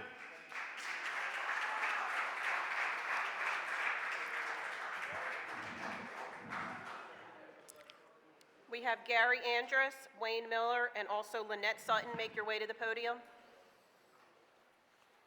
Good morning. My name is Gary Andrus. I'm the Assistant Business Manager for Steamfitters Local Union 420.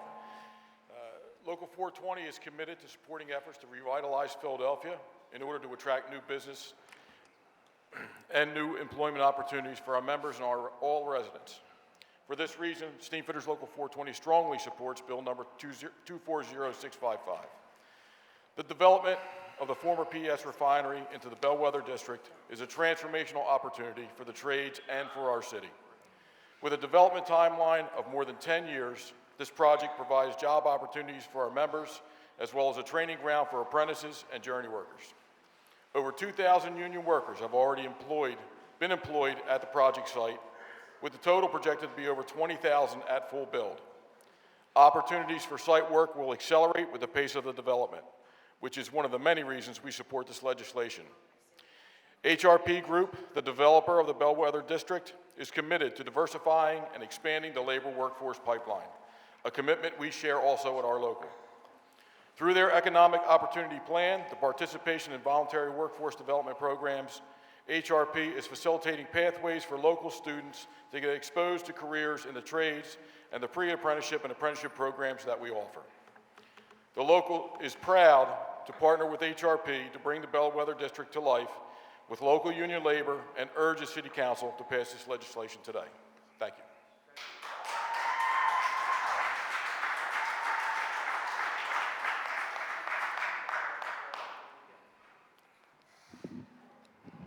My name is Wayne Miller. I'm the president of the Philadelphia Building Trades.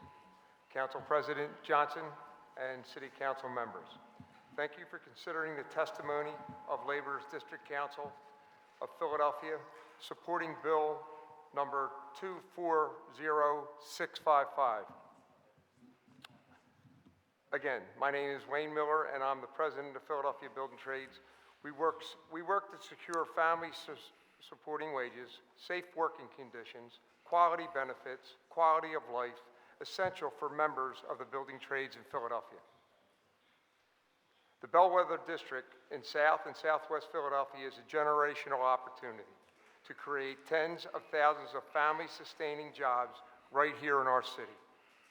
The development is projected to create over 20,000 construction-related jobs for union workers. Our members are at work on this site every day, transforming nearly 2% of the city. The City Council supports for measures to responsibly increase the speed of development means more opportunities for our members, which is why the building trades strongly support Bill number 240655. Additionally, HRP Group, the developers of the Bellwether District, has demonstrated a strong commitment to expanding and diversifying the workforce pipeline in Philadelphia, a commitment we share for providing direct educational opportunities for the School District of Philadelphia students. At the Bellwether District to funding Community College of Philadelphia scholarships, to support pre-apprentice programs with the building trades. HRP is a partner for a positive change for our community. In addition to these individual initiatives, HPR has joined with us collaboratively, partner of Everybody Builds, an organization dedicated to diversifying Philadelphia construction industry.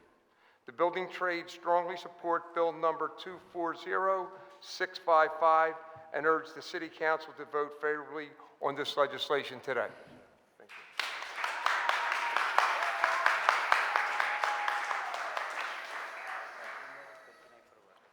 you.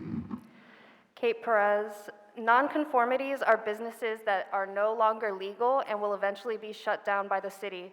By this definition, Leonardo in O'Neill's district, Dan Zimmerman in Young's district, and Ghost Robotics in the President's district must immediately be shut down, as they are all violating our federal conventional arms transfer policies by continuing to supply weapons to Israel despite the knowledge that these weapons will be used to perpetuate more crimes against humanity. Since its creation as a settler colony in 1948, Israel has been guilty of the crime of apartheid and has since been found guilty of torture and sexual and gender-based violence against the more than 10,000 Palestinian civilian hostages who are being held in well-documented torture camps, with at least 1,000 of whom who are children, who are subjected to the same well-documented torture as the adults. As a reminder, this cannot be called a war, as one of the richest militaries in the world drops bombs on civilians in a country that has no formal military, air force, or navy. Our sister city is also the only state in the world that puts children in military courts, many held in administrative detention, meaning they have committed no crimes. Selling weapons to states that hold children in administrative detention violates our country's conventional arms transfer policy. The youngest hostage released was a 13-year-old boy who was shot, arrested, and eventually released with only half of a brain left. I'll be sure to email you all the video later today, but Palestinians started this morning with the occupation bombing a school in their refugee camp, forced to watch their families burn alive again. That bomb could have been sold to them by Day and Zimmerman right on Spring Garden Street. On March 30th, 2018, 30,000 Palestinians protested Israel's blockade at the border wall of the Gaza Strip. They continued their nonviolent protests every Friday until December 27th the next year. The occupation responded by claiming it was a cover for Hamas, releasing tear gas and live ammunition into the crowd, eventually murdering 223 civilians, wounding 13,000, where a majority were struck by 3 to 5 bullets each. Today, more than 200,000 Palestinian civilians have been slaughtered, and Israel continues its complete blockade of the Gaza Strip, has now extended its bombing campaign to Yemen, Syria, and Lebanon. Companies in our city are selling these weapons to help kill civilians. It's time for you to call for an arms embargo. Free Palestine. Thank you.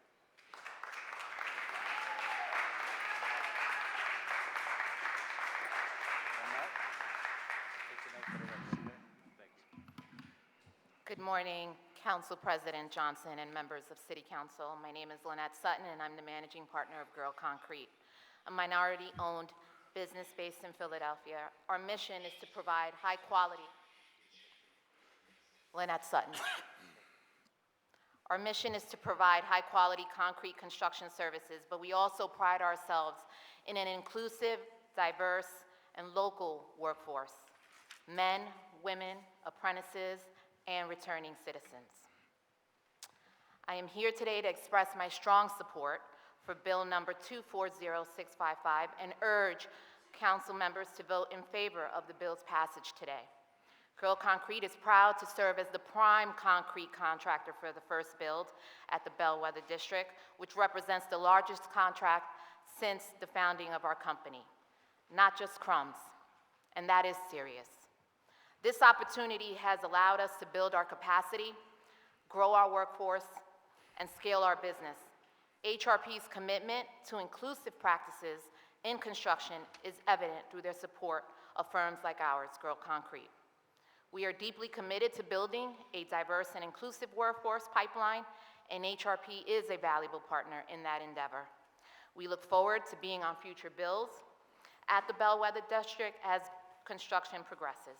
Thank you very much for considering Girl Concrete's testimony in support of Bill number 240655.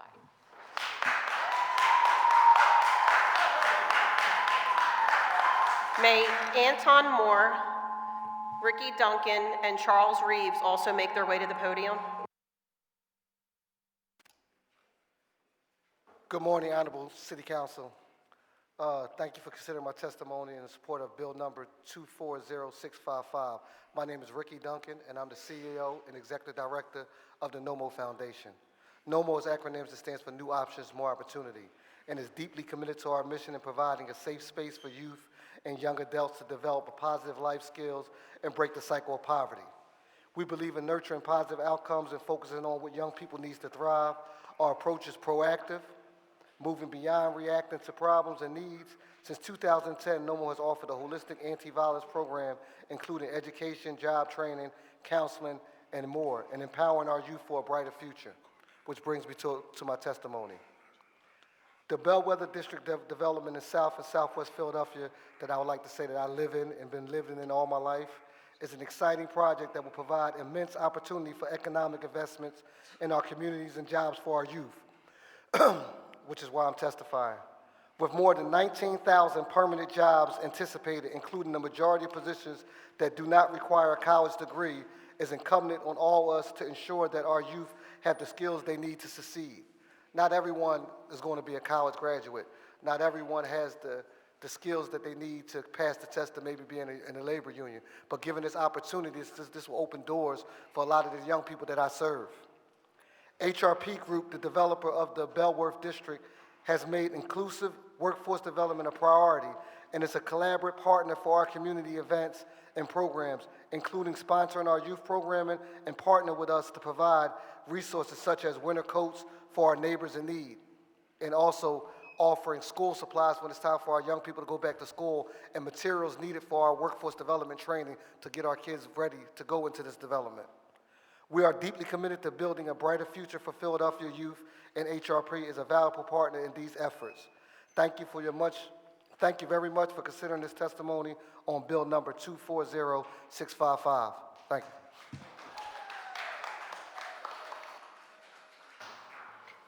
May Charles Reeves.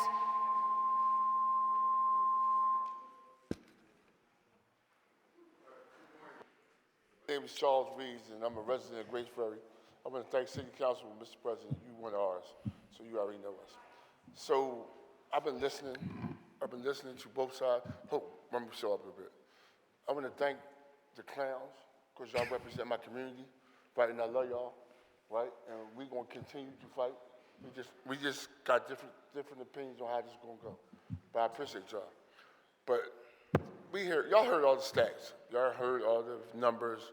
Y'all heard everything, right? I've been doing this for a while, right? My community at one time led the city in killing. Through the work that we've been doing, nobody got shot in 2 years. That's my priority. My priority is to continue the education part. The school needs the education help. We need the funds. We need everybody working together to assure that this project, I'm on that board. I've been on it 4.5 years. I listen to them.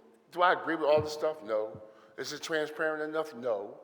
But I'm there. I'm in the room. I'm listening, right? I know what they're trying to do. I just need y'all support to back me, and I'm going to continue to fight to make sure we do it. But again, I share my community with 2 different factions. We have 2 different opinions, right, on how to go about saving our community. But we love our community, and we love our city, right? So we're going to continue to work, right, and we just appreciate all the help we get.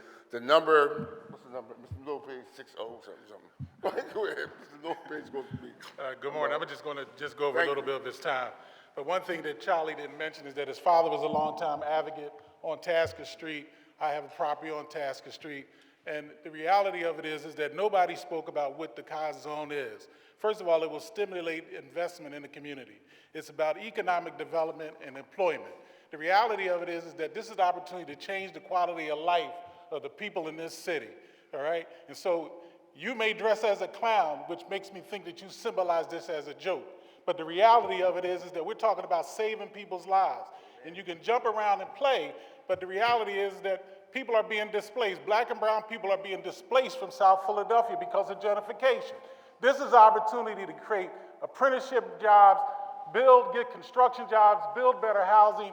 You sit here and talk about these bills, but you fight against something, and then you mentioned about the old people that damaged the property, but you didn't talk about the people who are remediating the property. You understand? So the reality of it is Hillco has done great things and good things in the community, and you may see them as small things, but we have to start somewhere, right? You can't just say, well, let's just kill it, and that's it. No, we have to start somewhere and move forward. So stop all the nonsense. This is not a joke. Take your clown stuff off, come to the table, and yeah, right. You know, because I want you to represent me, and I'm not a clown. And my kids are not a clown. The people who died on the street are not a clown. All right? So, I'm sorry. Well, they went over their minutes. I should have mine too. I want my senior minutes.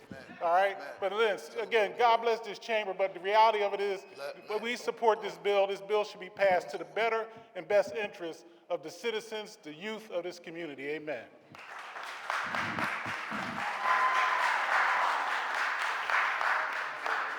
Wanda Walker. Mayor Good morning, Higgins. beautiful people. My name is Wanda Walker, and I always come to talk about generational wealth and how it's being stolen in Philadelphia. My biggest concern, number one, are the seniors and how they're being treated. I am going to stay on topic, so I'm supposed to mention a bill that I agree with, so I want to say thank you, Councilwoman Rowe, for your 240663.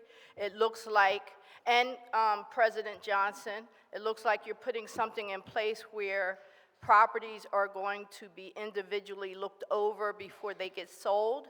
I come to City Council every week, and it sounds more like an auction. I'm looking at the amount of properties that keep going to the land bank. I looked it up. They have over 5,000 properties. They're not being moved. I look at the sheriff's sales, and thank God for Rochelle Bilal. It seems like she's not allowing a lot of things to be sold. But the problem is we have to keep people in their homes. There's nothing more affordable than the house your grandmama, granddad was trying to give to you that gets stolen over taxes or water. And it should be something in place with so many properties being exempt that seniors, after so many years of paying taxes, just don't have to pay taxes anymore. You should not have to apply for a program. So many seniors don't even understand it. We have 10 districts. Each one of you all represent about 160,000 people in your district. And when you have these little church meetings to help people apply for these loop programs and such, you see about 20 people. So come on, you might help maybe 60, 80 people a year out of 160,000 that you represent, and at least 80,000 need some type of tax exemption. This has to stop. You're giving stuff to developers. They build in our neighborhood, and the minute they finish, all of our taxes go up, and that becomes the next round of people that have to give up their homes. On top of that, when you look at all these buildings going up, you can't find not a single community person or black person on the job. And that's the number one thing we need. So this has to stop. I got you. This has to stop, people. You all are our first line of defense. You're supposed to be our representatives, our protectors, and that's what I need you all to do. We don't want any more turkeys, tampons, book bags, or street namings. We need jobs, we need education, and we need our seniors to stay in these houses because we're smart enough to know our seniors are our secret sauce. They're the ones that hold most of our wealth. Stop pushing them out of our community. Thank you, and I'll see you next week for the next 10 Thursdays.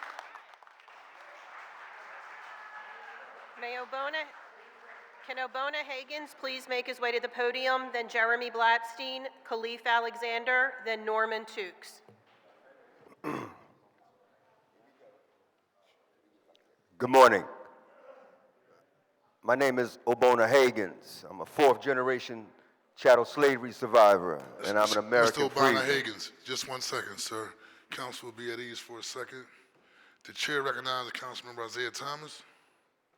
Thank you, Council President. I'm going to request that leave of absence be granted as I have to tend to other council bills, and I would like for the record to be voted aye on all bills and resolutions that will come before the legislative body today. Leave is granted. Thank you very Council much. President. Yeah, I would like you to just take 3 minutes to stay here and listen to what I have to say, Councilman Thomas. Absolutely. Oh, okay. Go ahead. Council members, today you are introducing bill number 240660, which aims to amend the homestead exclusion by changing the deadline for property designation. This is a step in the right direction. But with that in mind, I am here to call for the establishment of an Office of Freedmen Affairs, a continuation of the Freedmen's Bureau. The Freedmen's Bureau Act of 1866 was never repealed, never declared unconstitutional, and never concluded by presidential proclamation. Its provisions remained active and enforceable, yet the descendants of the emancipated in this city have been left without the protections that is rightfully ours. While Philadelphia has created offices for immigrants, LGBTQ people, and others, the American freedmen, the progeny of the emancipated, chattel slavery survivors who built this city, we don't have an office? How do you, as American Freedmen Council members, justify that? I had a meeting with Council Member Harry before the summer. You promised to introduce this bill. We gave you everything in writing. We're waiting to hear from you. Nope, don't need to talk about it now. We were in the meeting. I'm just saying, I've been waiting all summer. We've been waiting all summer, and we haven't gotten a response from you. We need a response for our office the same way if it was anti-Semitism, you would jump to it right away. So we need your attention in this matter for the progeny of the emancipated right now. The Office of Freedmen Affairs will provide the comprehensive support that we need in education, healthcare, economic empowerment, and legal advocacy. These are not privileges. They are the constitutional rights of the American freedmen. And we are demanding that this city fulfill them right now. Believe me, I know many of you may not even understand a lot of the language, but your legislative aides do. I suggest that you consult them and find out what you have to do. Obona Hagins, unseated council president, fourth generation chattel slavery survivor. Over and out.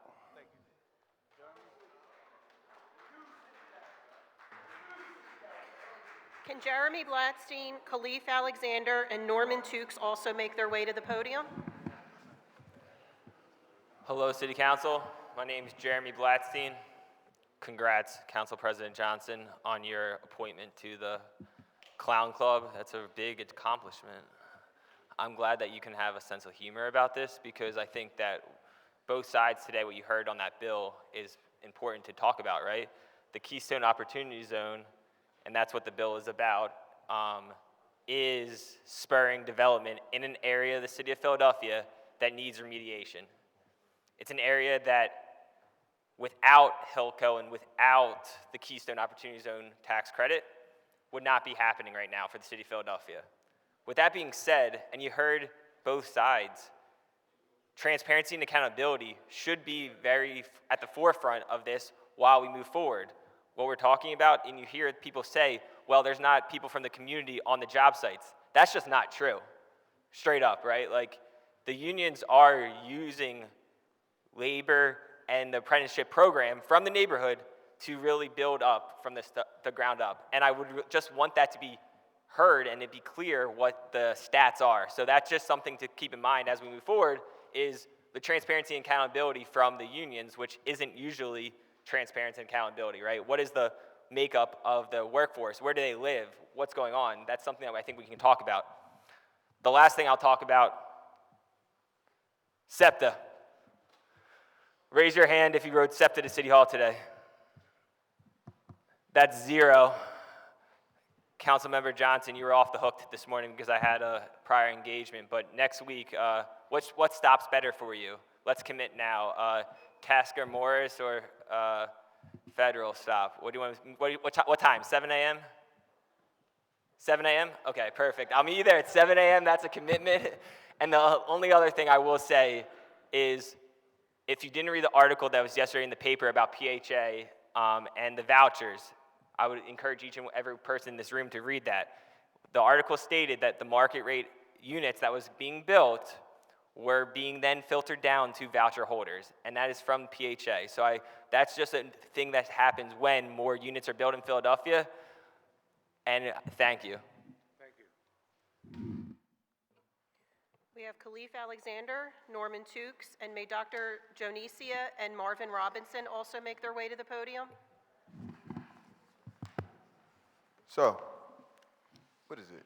Good afternoon, everyone. My name is Khalif Alexander, and I am here to speak on the bill in regards to revitalizing downtowns and Main Streets Acts, which is H.R. 9002. Now, this is an important bill for many reasons. First of all, shout out to Councilman Young for introducing this bill, but not only that, looking at downtowns and revitalization. As we begin to discuss revitalization, we want to look at economics, right?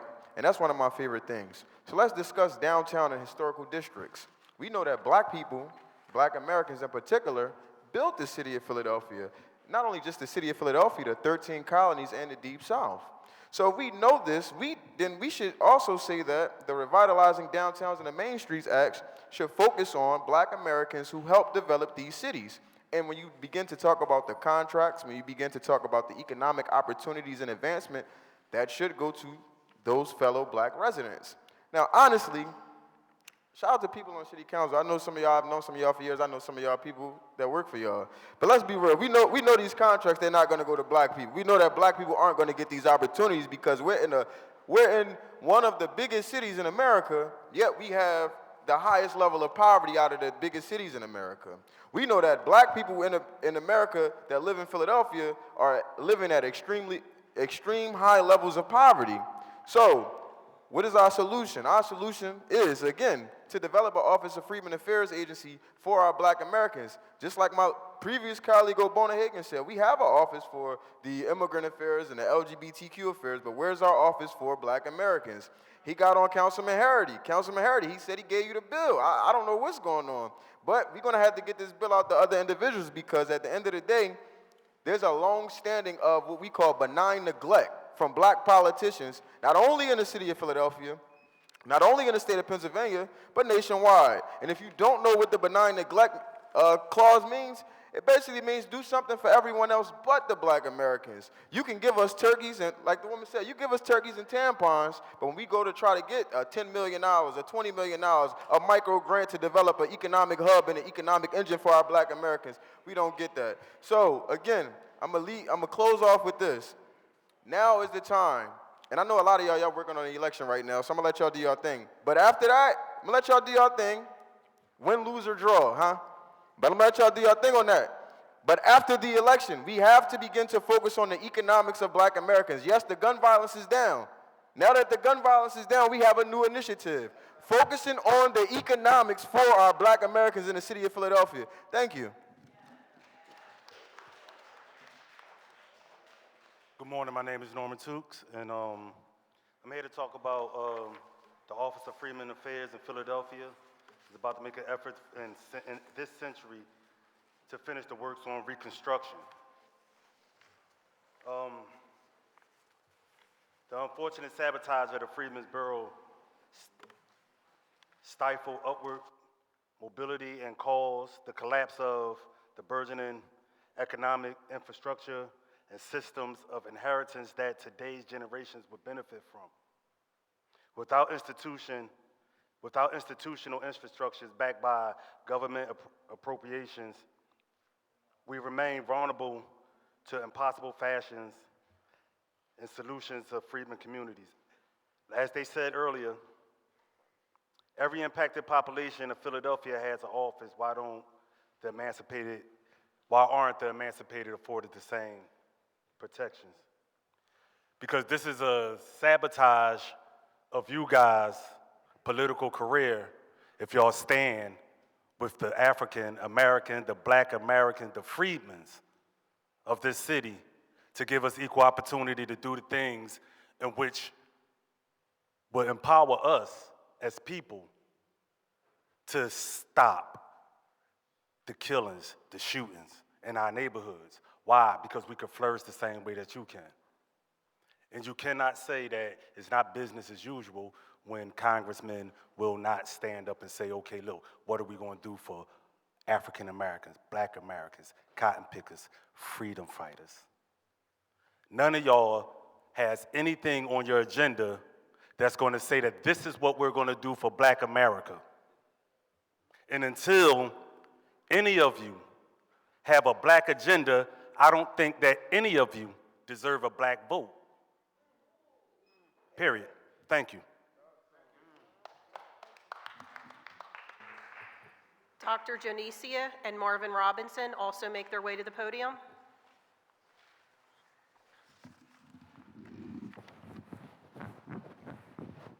All right. Good morning, everyone. I'm Dr. Chinchilla Jonicia, Executive Director of Right the Wrong Coalition and Be a Voice. I am here today to actually support the bill introduced by Councilmember Bass for the resolution to enforce against illegal things taking place in stores throughout this city. In South Philadelphia, there are at least 5 stores that I know of, and I've done interviews and put out stuff on media and all that stuff and stories on that are selling marijuana, they're selling alcoholic beverages, they're selling hard liquor like bottles of tequila and everything else, and they're open 24 hours. And this illegal activity is like causing a big problem. And so I am so glad that you introduced that bill, Councilwoman Bass. Also, I am in support of Councilmember O'Rourke's bill, and that is bill number 240904. calling on the state of Pennsylvania to abolish the death penalty with House Bill 999. Although that's a great bill to abolish the death penalty, but the death penalty goes far beyond ending the death penalty through executing people that are incarcerated. The death penalty also is death by incarceration, which is men and women behind the walls that are serving life sentences without the possibility of parole. Those people will never get out of prison, so they're actually going to die in prison. So that is also a death penalty. So we also need to look at that and address that as well. And I want to thank also Councilwoman Bass and Council President Johnson on the bill for the homestead to increase that time for that. And then real estate taxes and all of that. And I really like what Wanda Walker said about that. And also, I just want to bring the fact to people that are having problems with their property taxes. You can always appeal it. So you need to do that, and it's very easy to do. So try to appeal your taxes, because most people's property taxes have gone up 3 times the amount from last year. All right, I'm Dr. Chinchilla Jonicia. Thank you.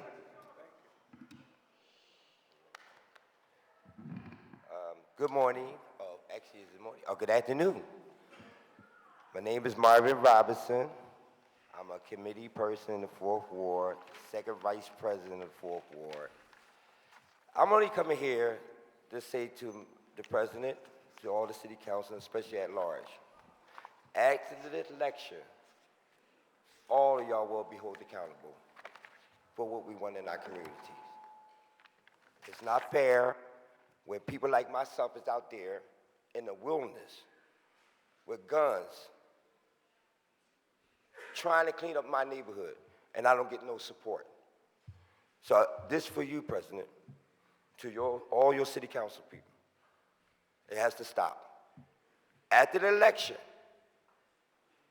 everybody will be held accountable. Have a great day.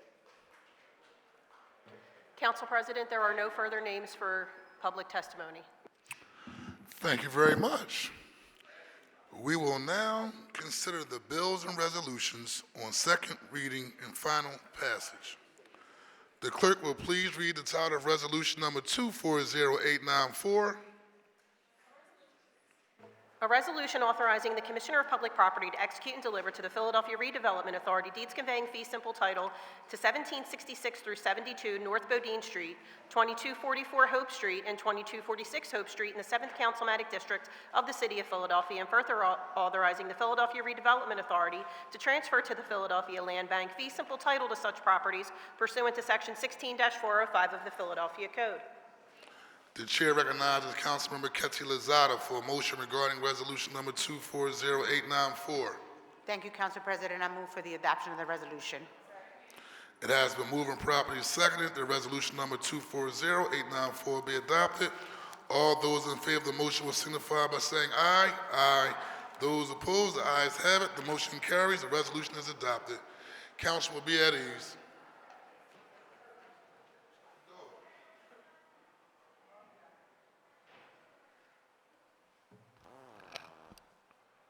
Will the clerk please read the title of resolution number 240, Will the clerk please read the title of resolution number 240896? Will the clerk please read the title of resolution number 240895? A resolution authorizing the Commissioner of Public Property to execute and deliver to the Philadelphia Redevelopment Authority deeds conveying fee simple title to 2271 North Phillip Street in the 7th Councilmatic District of the City of Philadelphia, and further authorizing the Philadelphia Redevelopment Authority to transfer to the Philadelphia Land Bank fee simple title to such properties pursuant to Section 16-405 of the Philadelphia Code. The chair recognizes Councilmember Lozada for a motion regarding resolution number 240895. Thank you, Council President. I move for the adoption of the resolution. It has been moved and properly seconded. The resolution number 240895 be adopted. All those in favor of the motion will signify by saying aye. Aye. Those opposed, the ayes have it. The motion carries, and the resolution is adopted. Will the clerk please read the title of the resolution number 240896? A resolution authorizing the Special Committee on Kensington to convene and investigate processes and effectiveness of the current and past diversion programs in relation to individuals suffering from substance abuse disorder in the Kensington area. The chair recognizes Councilmember Lozado for a motion regarding resolution number 240896. Thank you, Council President. I move for the adoption of the resolution. It has been moved and properly seconded. The resolution number 240896 be adopted. All those in favor of the motion will signify by saying aye. Aye. Those opposed, the ayes have it. The motion carries and the resolution is adopted. Will the clerk please read the title of resolution number 240897? A resolution joining the City of Pittsburgh and calling on Congress to pass H.R. 9002, the Revitalizing Downtowns and Main Streets Act. The chair recognizes Councilmember Gilmore Richardson for a motion regarding resolution number 240897. Thank you, Council President. On behalf of Councilmember Young, I move the adoption of the resolution. It has been moved and properly seconded. The resolution number 240897 be adopted. All those in favor of the motion will signify by saying aye. Aye. Those opposed, the ayes have it. The motion carries and the resolution is adopted. Will the clerk please read the title of resolution number 240904? A resolution calling upon the Pennsylvania State Senate to pass House Bill 999, also known as the Death Penalty Repeal Bill, to abolish the death penalty in the Commonwealth of Pennsylvania.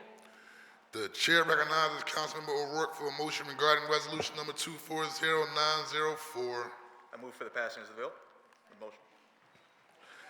It has been moved and properly seconded. The resolution number 240904 be adopted. All those in favor of the motion will signify by saying aye. Aye. Those opposed, the ayes have it. The motion carries and the resolution is adopted. Will the clerk please read the title of resolution number 240909? A resolution appointing Bridget Foy to the Board of Directors for the South Street Head House District. The chair recognizes Councilman Squilla for a motion regarding resolution number 240909. Thank you, Mr. President. I move for the adoption of the resolution. It has been moved and properly seconded. The resolution number 240909 be adopted. All those in favor of the motion will signify by saying aye. Aye. Those opposed, the ayes have it. The motion carries and the resolution is adopted.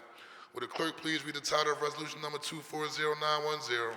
A resolution appointing George Riley to the Board of Directors for the South Street Head House District. The chair recognizes Councilman Squilla for a motion regarding resolution number 240910. Thank you, Mr. President. I move for the adoption of the resolution. It has been moved and properly seconded. The resolution number 240910 be adopted. All those in favor of the motion will signify by saying aye. Aye. Those opposed, the ayes have it. The motion carries and the resolution is adopted. Will the clerk please read the title of resolution number 240911? A resolution appointing Robert Perry to the Board of Directors for the South Street Head House District. The chair recognizes Councilman Squilla for a motion regarding resolution number 240911. Thank you, Mr. President. I move for the adoption of the resolution. It has been moved and properly seconded. The resolution number 240911 be adopted. All those in favor of the motion will signify by saying aye. Aye. Those opposed, the ayes have it. The motion carries and the resolution is adopted. Will the clerk please read the title of resolution number 240912? A resolution appointing Ivan Joseph to the Board of Directors for the South Street Head House District.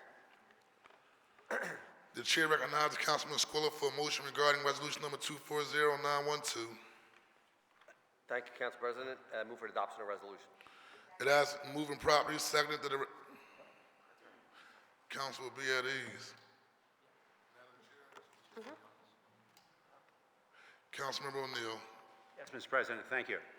I'd like to be recorded as voting aye on the resolutions that I was out of the chamber for, except for resolution 240904, which I would like to be recorded as voting no on. Thank you very much. The vote is recorded for the record. Will the clerk please read the title of resolution number 240912? Did we finish? Did we finish? Okay, no. No, never finished. Okay. We were in the middle of it. Let's go back from the beginning. Will the clerk please read the title of resolution number 240912? 911, right? We have to finish 911. Will the clerk please read the title of resolution number 240913? Wait. Councilmember Squilla, did you finish moving the motion for 911? They didn't vote on 911. All right, let's go back from the top. Will the clerk please read the title of resolution number 240911? A resolution appointing Robert Perry to the Board of Directors for the South Street Head House District. The chair now again recognizes Councilmember Mark Squilla for a motion regarding resolution number 240911. Thank you, Mr. President. I move for the adoption of the resolution. It has been moved and properly seconded that resolution number 240911 be adopted. All those in favor of the motion will signify by saying aye. Aye. Those opposed, the ayes have it, and the motion carries. The resolution is adopted. Would the clerk please read the title of resolution number 240912? A resolution appointing Ivan Joseph to the Board of Directors for the South Street Head House District. The chair again recognizes Councilman Squilla for a motion regarding resolution number 240912.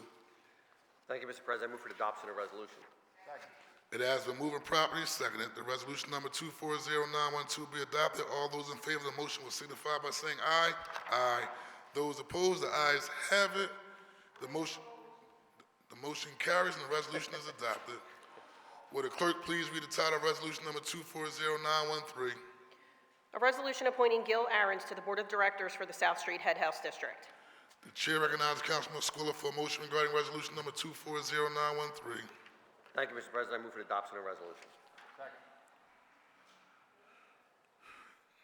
It has been moved and properly seconded that resolution number 240913 be adopted. All those in favor of the motion will signify by saying aye. Aye. Those opposed, the ayes have it. The motion carries and the resolution is adopted. Would the clerk please read the title of bill number 240655? An ordinance amending Chapter 19-3200 of the Philadelphia Code entitled Keystone Opportunity Zone Economic Development District and Strategic Development Area to provide for additional extensions of certain benefits under certain terms and conditions. This bill having been read on 2 different days, the question now is, should the bill pass finally? Will the chief clerk please call the roll? Councilmember Phillips. Councilmember Gilmore Richardson. Aye. Councilmember Gautier. Aye. Councilmember Thomas was aye. Councilmember Jones. Aye. Councilmember Landau. Aye. Councilmember Losada. Aye. Councilmember Brooks. Councilmember Harity. Aye. Councilmember O'Rourke. Aye. Councilmember Driscoll. Aye. Councilmember O'Neill. Aye. Councilmember Squilla. Aye. Councilmember Bass. Councilmember Ahmad. And Council President Johnson. Aye. The ayes are 17, the nays are 0. Majority of all members having voted in the affirmative. The ayes are 16, the nays are 0. Majority of all members having voted in the affirmative, the bill passes. Will the chief clerk please read the title of bill number 240660? An ordinance amending Section 19-1301.2 of the Philadelphia Code entitled Homestead Exclusion to revise the deadline by which applications for designation of property as homestead property are due and making conforming changes all under certain terms and conditions. This bill having been read on 2 different days, the question now is, shall the bill pass finally? Will the chief clerk please call the roll?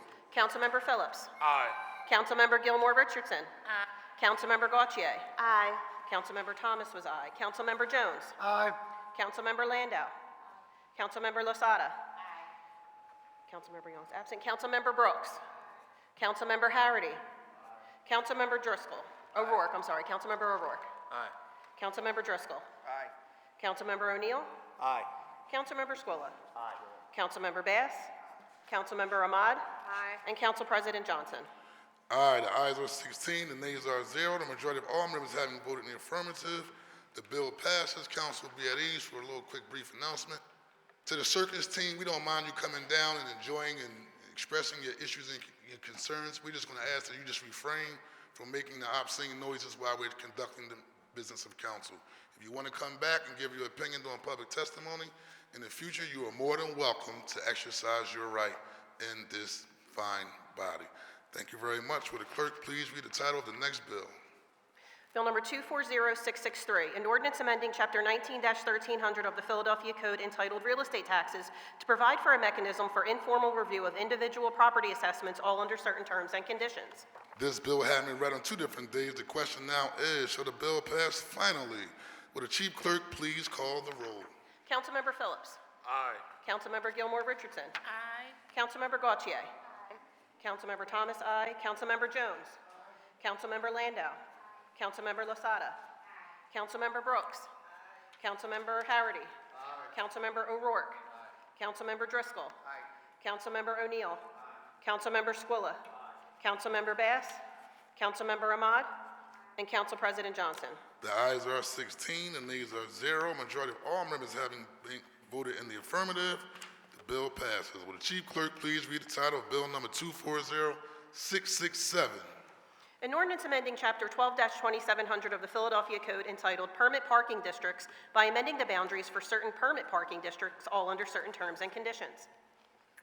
This bill has been read on 2 different days. The question now is, shall the bill pass finally? Will the Chief Clerk please call the roll? Councilmember Phillips. Councilmember Gilmore Richardson. Councilmember Gautier. Councilmember Thomas was aye. Councilmember Jones. Councilmember Landau. Councilmember Losada. Councilmember Brooks. Councilmember Harity. Councilmember O'Rourke. Councilmember Driscoll. Councilmember O'Neill. Councilmember Squilla. Councilmember Bass. Councilmember Ahmad. And Council President Johnson. Aye, the ayes are 16, the nays are 0. The majority of all members having voted in the affirmative, the bill passes. Will the Chief Clerk please read the title of Bill Number 240422? An ordinance authorizing the Commissioner of Parks and Recreation on behalf of the City of Philadelphia to enter into a multi-year agreement with Cosmic Catering, LLC for the management and operation of the Lloyd Hall Recreation Center Cafe, all under certain terms and conditions. This bill having been read on 2 different days, the question now is, shall the bill pass finally? Will the Chief Clerk please call the roll? Councilmember Phillips. Councilmember Gilmore Richardson. Councilmember Gautier. Councilmember Thomas was aye. Councilmember Jones. Councilmember Landau. Councilmember Losada. Councilmember Brooks. Councilmember Harity. Councilmember O'Rourke. Councilmember Driscoll. Councilmember O'Neill. Councilmember Squilla. Councilmember Bass. Councilmember Ahmad. And Council President Johnson. Aye, the ayes are 16, the nays are 0. A majority of all members having voted in the affirmative, the bill passes. We will now go on to consideration of privilege resolutions. Will the clerk please read any additional resolutions on today's calendar? A privileged resolution calling on Philadelphia residents to register to vote before the upcoming election deadline of Monday, October 21st, introduced by Councilmember Thomas. The chair recognizes Majority Leader Gilmore Richardson for a motion on the resolution. Thank you, Council President. On behalf of Councilmember Thomas, I move the adoption of the resolution. It has been moved and properly seconded that the resolution be adopted. All in favor will signify by saying aye. Aye. Those opposed, the ayes have it, and the resolution is adopted. Will the clerk please read the title of the next resolution? A resolution honoring and congratulating Alan Horwitz, the Philadelphia 76ers sixth man and superfan on the occasion of his induction into the Naismith Memorial Basketball Hall of Fame, introduced by Councilmember Thomas. Will the chair recognize Councilmember Captain Gilmore Richardson for a motion on the resolution? Thank you, Council President. On behalf of Councilmember Thomas, I move the adoption of the resolution. It has been moved and properly seconded that the resolution be adopted. All those in favor will signify by saying aye. Aye. Those opposed, the ayes have it, and the resolution is adopted. Will the clerk please read the title of the next resolution? A resolution honoring and celebrating the exemplary career of the Reverend Dr. Mark K. Tyler, introduced by Councilmember Landau. The chair recognizes Councilman Rue Landau for a motion on the resolution. Thank you, Council President. I move for the adoption of the resolution. It has been moved and properly seconded that the resolution be adopted. All those in favor will signify by saying aye. Aye. Those opposed, the ayes have it, and the resolution is adopted. Will the clerk please read the title of the next resolution? A resolution honoring and celebrating Quabilla A. Devine and the Earths, Inc. for 30 years of uplifting and nurturing parent-student relationships and for working to support parental involvement in the education of their children, introduced by Councilmember Brooks. The chair recognizes Councilmember Brooks for a motion on the resolution. Council President, I enthusiastically support the adoption of this resolution. It has enthusiastically been moved and seconded that the resolution be adopted. All those in favor will signify by saying aye. Aye. Those opposed, the ayes have it, and the resolution is enthusiastically adopted. Well done. Will the clerk please read the title of the next resolution? Council, there are no further resolutions in my possession. Thank you very much. Yeah, he back at it. The chair recognizes Councilmember Curtis Jones. Oh, wait a minute, let me back up. Are any speeches on part of the minority? The chair recognizes Councilmember Brooks. President. That mercury in that water. Today, I am introducing a resolution honoring Quabilla Divine and the organization that she founded over 30 years ago, Educational Advocates Reaching Today's Hardworking Students, or EARTHS. Quabilla has been a steadfast advocate for parents in Philadelphia's education landscape, and she has created the space for thousands of parents, students, and educators to work together for a stronger, more inclusive school system in our city. She and her sister, Sylvia Sims, who founded Parent Power, are shining examples of parent engagement and community-centered leadership. Through their work, they have shown us what it looks like for parents to come together to demand more for our children and hold our leaders accountable for the quality of our schools. EARTHS continues to open up possibilities for collaborating, organizing, and building towards educational justice in our city. I am deeply grateful for their work. Thank you. Thank you, and again, well done. The chair recognizes Councilmember O'Rourke. Mr. President, there is a brief word today, and that word is appreciation. I am joined behind me today by one of our interns who has been serving with us. This is his first time sitting as what we call in the office, the ring, to do the work with us today in lieu of our alleged director who is out. Can you clap your hands for James Gray, who is a student at Temple University, young black lawmaker in the making. So grateful to have him. Also grateful to have two new staff members. Many of you got the email this morning in Chance as well as Shauna, who are now serving in our office. Chance actually is also here. I think he was here. There he is. Clap your hands for him as well.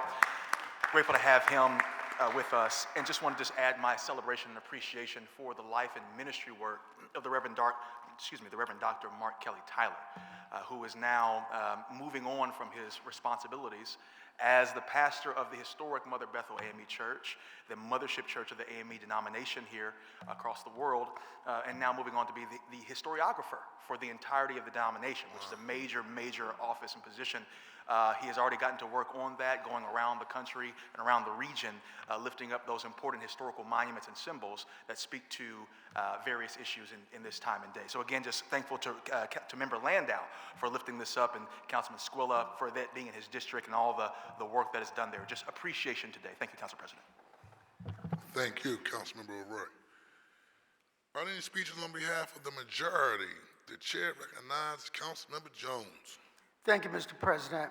Today I rise to salute the members of the Kensington Caucus that you established early on, and to memorialize that the hard work at Ground Zero is beginning to pay off.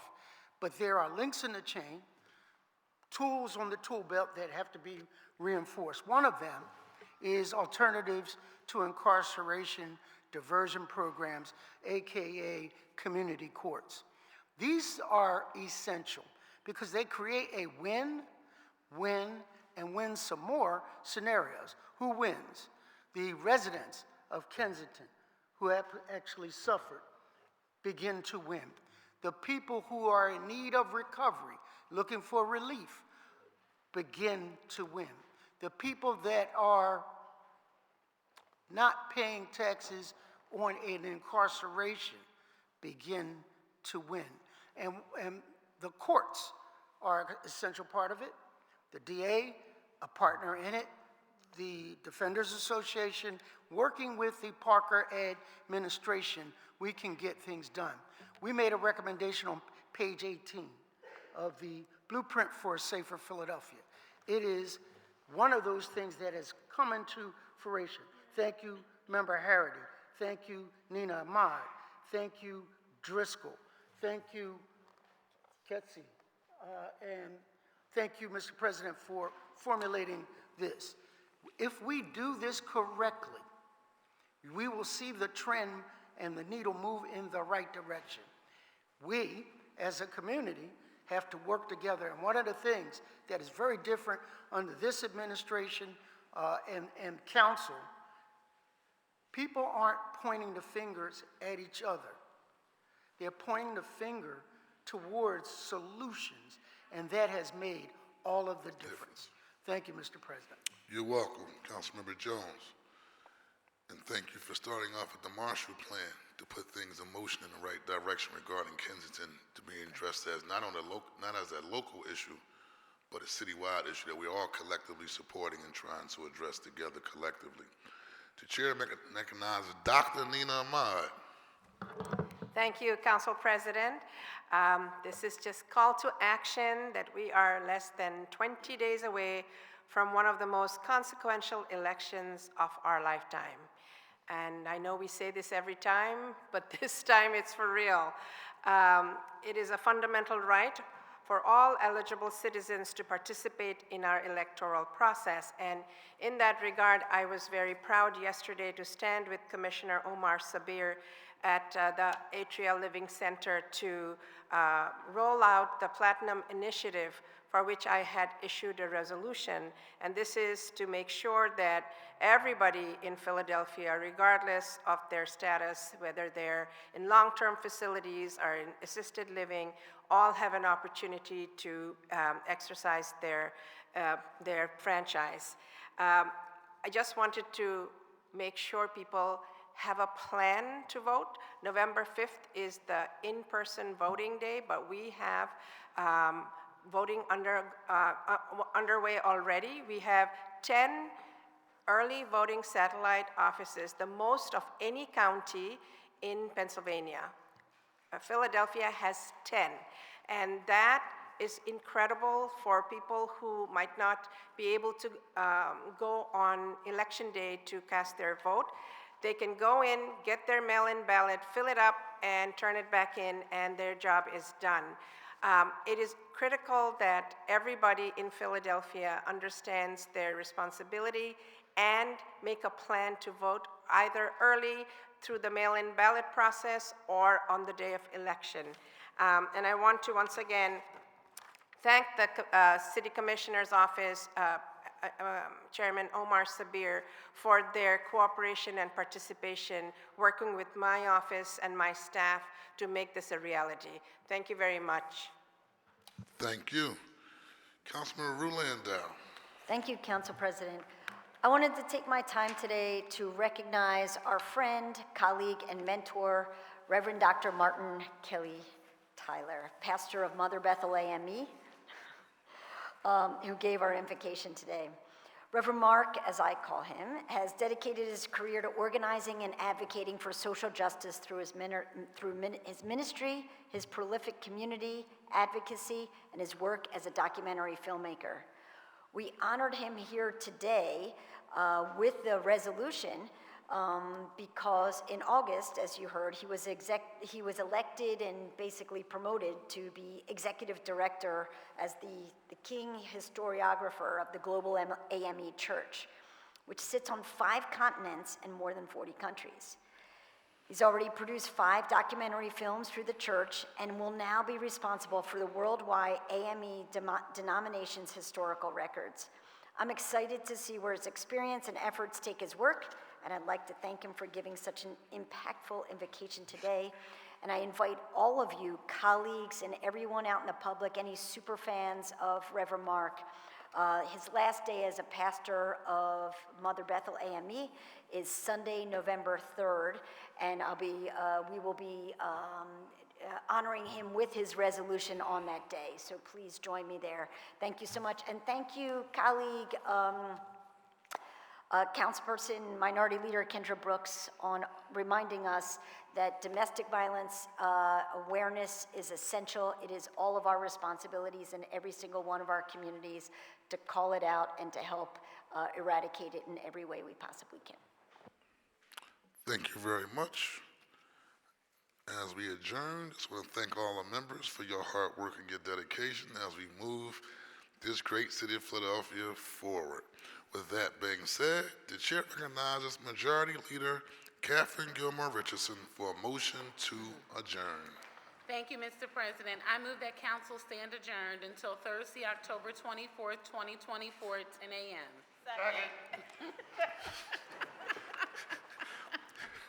It has been moved and properly seconded that council stand adjourned until Thursday, October the 24th of 2024 at 10 a.m.